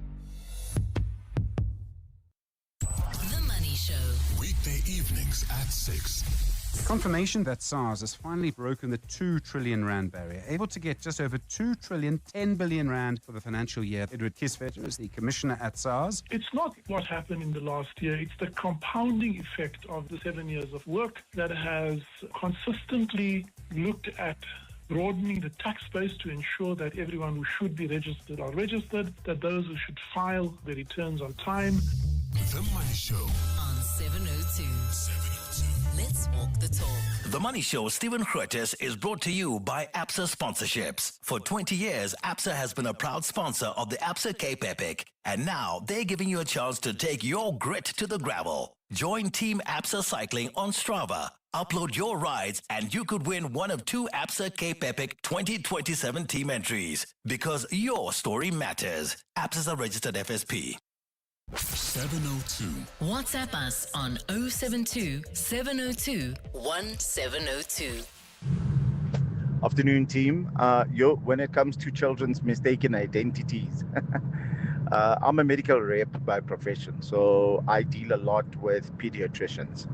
And from time to time, we have events that we have to attend where either new moms will be attending, dads and stuff like that. And I've stuck my foot in it by saying to one of the moms, how far along was she?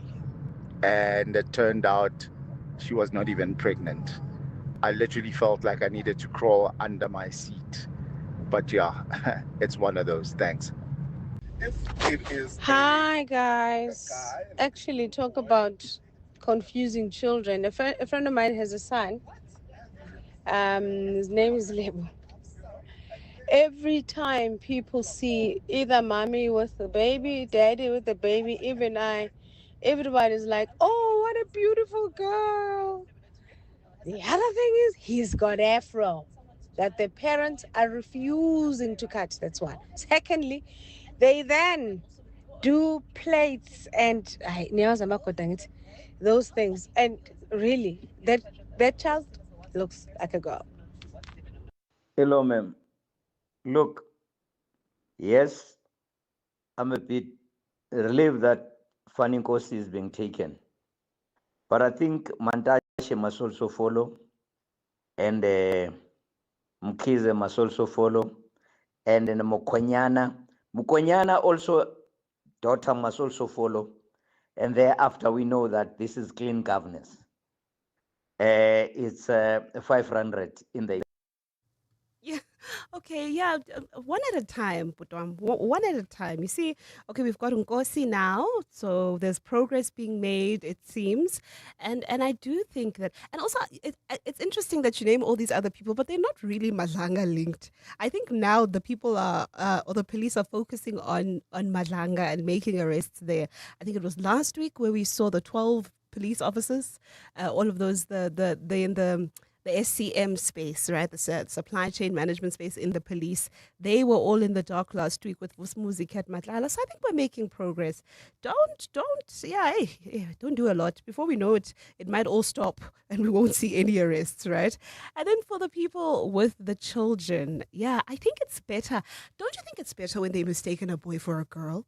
I don't think it's as bad as mistaking a girl for a boy. I think, when they say your girl child is a boy, it hurts. It stings. Equally as bad, hey KG. Equally as bad for both little girls and those little boys. Oh, shame. And you guys are not helping that you're naming your children Lebo. Like, Lebo could be a boy or a girl, right? Or Karabo. Like, now what must happen? I can't even figure. You must name your child Harry, so I know that it's a boy. Or Oba, you know? Thank you so much for your voice notes and calls. EWN Sport. Tato Moloto, I see Elizabeth is back. Elizabeth! He's back after 12 matches of not being able to be on that rugby pitch, my friend. He is back. Sharks, of course. And, I just have to mention, I am particularly proud that Eben Elizabeth is back because he got that ban while on national duty. So I just have to, acknowledge that, you took a fall for the country, my friend, and welcome back. This time you are, though, with the Sharks, which is your domestic team. That Durban Union are in desperate need of someone like an Eben Elizabeth because they go into their game in Ireland against Connacht tomorrow without very big key players. Andre Esterhuizen is out. Sia Kolisi out. Grant Williams is also out. Bongi Mbonambi not in that starting 15 and other frontline players, of course. All this because of injury. On Saturday, though, the Bulls and the Stormers are in action respectively in the Champions Cup. Elsewhere, we are about 93 days out from the Springbok playing their first game, and guess what? Those tickets are out for sale. Starting at a low 250, you get a chance to buy either one of these three matches. England at Ellis Park on the 4th of July, Scotland in Pretoria on the 11th, and Wales in Durban on the 18th. In cricket, Kolkata Knight Riders will be under pressure under pressure right now because they won that toss and chose to field first. Sunrisers now sitting at a whopping 211 for 6. In other news that came in today, Rassie van der Dussen has called time on his Proteas career after 8 straight years at the top, but don't expect the man to step into the coaching role just yet. Van der Dussen says his next chapter is all about helping others. I don't think I'll go into coaching or stuff like that. I think cricket has been a very large part of my life for the last 25 to 30 years. So I think there's a lot out there, especially in South Africa, in the South African context, so many opportunities business-wise and to just make a difference in people's lives. And we need people out here to just make the environment better. Finally, 6-time Grand Slam champion Inga Swiatek has made a big move off the court, bringing in an experienced coach, Francesco Roig, in her team. The former Rafael Nadal mentor steps in following her split with the now ex-mentor Wim Visset last month, as Swiatek looks to reset and sharpen her career edge ahead of next stretch of the season. Tato Moloto, Eyewitness News Sport. EWN Traffic. All right, let's take a final look at the roads. This EWN Traffic is brought to you by Outsurance. SMS out to 45142 now, and you could save on car insurance. If you don't, ask them for 500 Rand. Nkoskhona, how are we looking? All right, not too bad, but we still have a number of reports across the province. Let's begin in Leondale. There has been an accident on the N3 South before Leondale Road, causing heavy traffic volumes from Heidelberg Road. In Boksburg, there are some delays on the N12 East before Jet Park Road due to a stationary vehicle there. It's been there for some time now, hoping that it will clear pretty soon. In Leondale, all right, we have covered that one, and let's go to Boysons now. There is a collision on the Mike 1 North before the Crown interchange, causing heavy delays there. Traffic lights are out, in fact a number of them in Tshwane, in Centurion, at Old Johannesburg and Brakfontein. We're told that the pointsmen are on duty. We move to the CBD now at Versailles. Motagi and Sisulu. There are also traffic lights that are out there. In Marabatstad at WF Nkomo and Eskom Patlele Drive, pointsmen are on duty. If there's anything else you'd like to make us aware of, please do send us your latest traffic updates on X at EWN Traffic or WhatsApp us on 072-702-1702.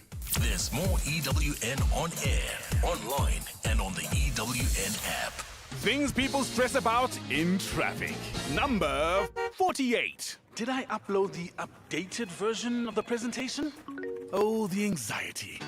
Well, with the Outsurance pointsman on your route, at least the traffic is one less thing to stress about. The Outsurance pointsmen have been easing traffic congestion so we all get to where we need to be quickly and safely for the past 20 years. With Outsurance, you really always get something out. In partnership with 702. Outsurance is a licensed insurer and FSP.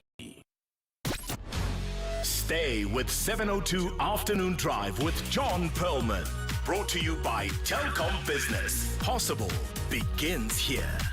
702. Let's walk the talk on 92.7 and 106 FM. Welcome back. This is 702 Afternoon Drive. My name is Khomotso Mudisa. I've been in for John Perlman this afternoon. It's my favorite part of the show where we get to play some music. And today we are taking your songs that cannot be left out of your travel playlist, that road trip playlist. You know how we compile a playlist as we want to drive and make the drive easier, more comfortable, you know, that you don't feel the long kilometers. There's that song, man, that you don't leave out, that you make sure that you prioritize. What's that song for you? I want to give you my song. So I'm a big Mandisi Janjas fan, and I actually came across his music while I was traveling on the road once. A couple of years ago, I was out on a story actually in KZN with a colleague, an EWN colleague, and she played one of Mandisi's songs from his very first album, and I just fell in love. And ever since then, I don't leave out Mandisi from my playlist whenever I'm traveling. So my song is Mandisi Janjas Ungangami, but I'm sure that you've got songs for your playlist. What's that must-have song on your travel playlist? Get in touch with us, 011-883-0702, 072-702-1702. 1, 2, 3, 1, 2,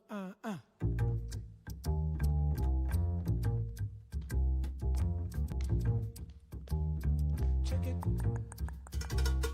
Choo.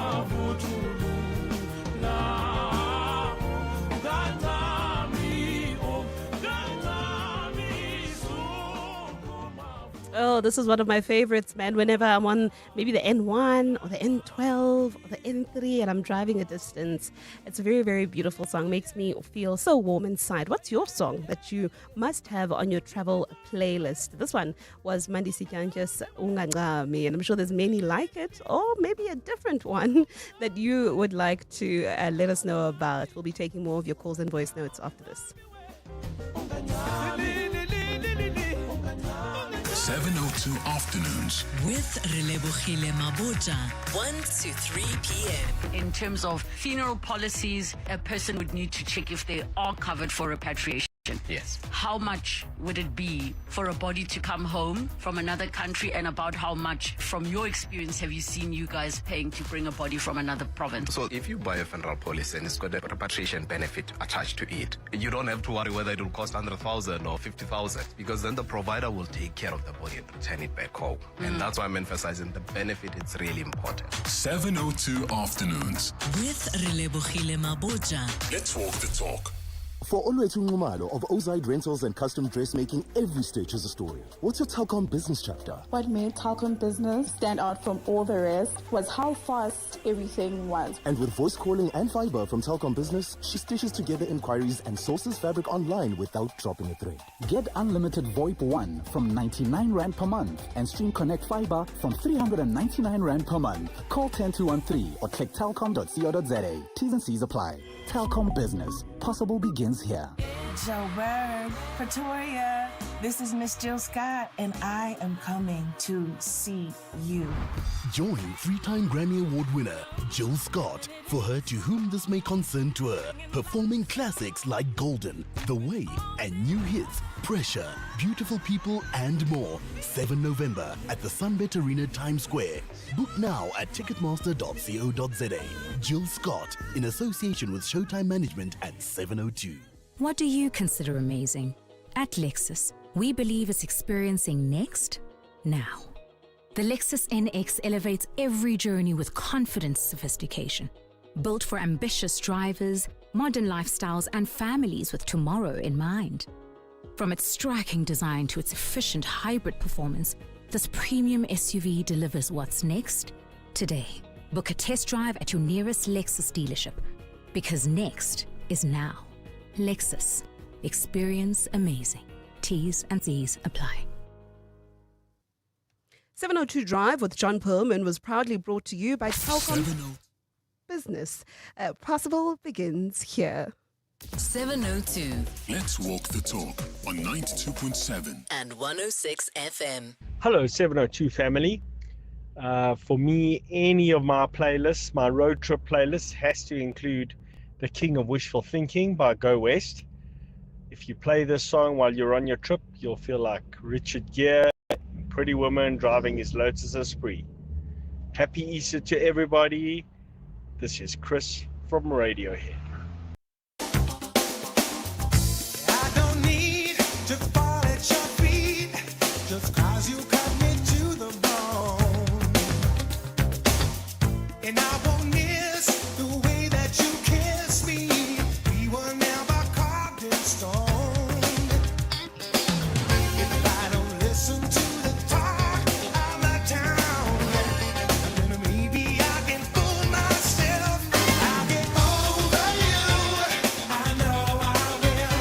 I'll pretend my ship's not sinking, and I'll tell myself I'm over you, 'cause I'm the king I wish for thinking.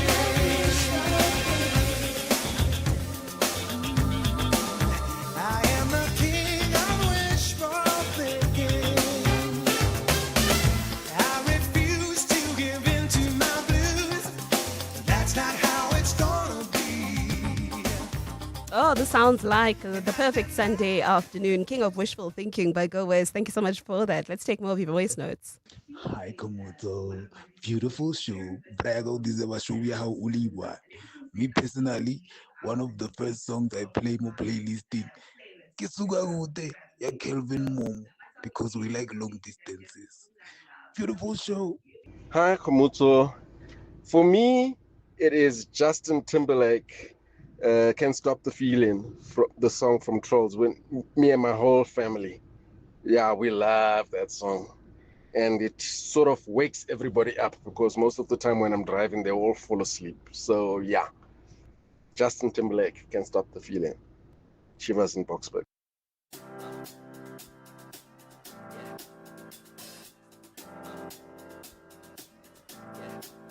I got this feeling inside my bones. It goes electric wavy when I turn it on. Off from my city, off from my home. We're flying up, no ceiling when we in our zone. I got that sunshine in my pocket, got that good soul in my feet. I feel that hot blood in my body when it drops. Ooh, I can't take my eyes off of it, moving so phenomenally. Come on, like the way we rock it, so don't stop. And under the lights, when everything goes, nowhere to hide when I'm getting you close. When we move, well, you already know. So just imagine. Nothing I can see but you when you dance. Oh man, that's absolutely amazing. Can't Stop the Feeling by Justin Timberlake. Yes, absolutely. It definitely sounds, I can see the highway opening, it's that type of song. And then of course my brother who chose Calvin Momo, Sugagute. Absolutely. Anything from Calvin Momo is perfect for a road trip. Let's take a listen.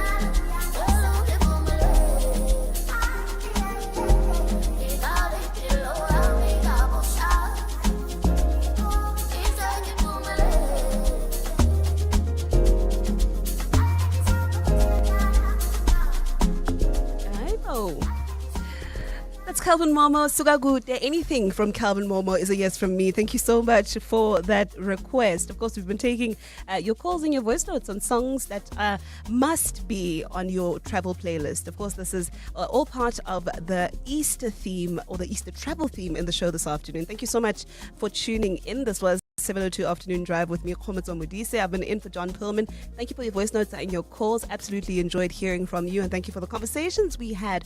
Have a safe Easter weekend, and please, let's stay safe on the roads and meet back once more next week. For now, though, it is time for The Money Show with Steve Ovo.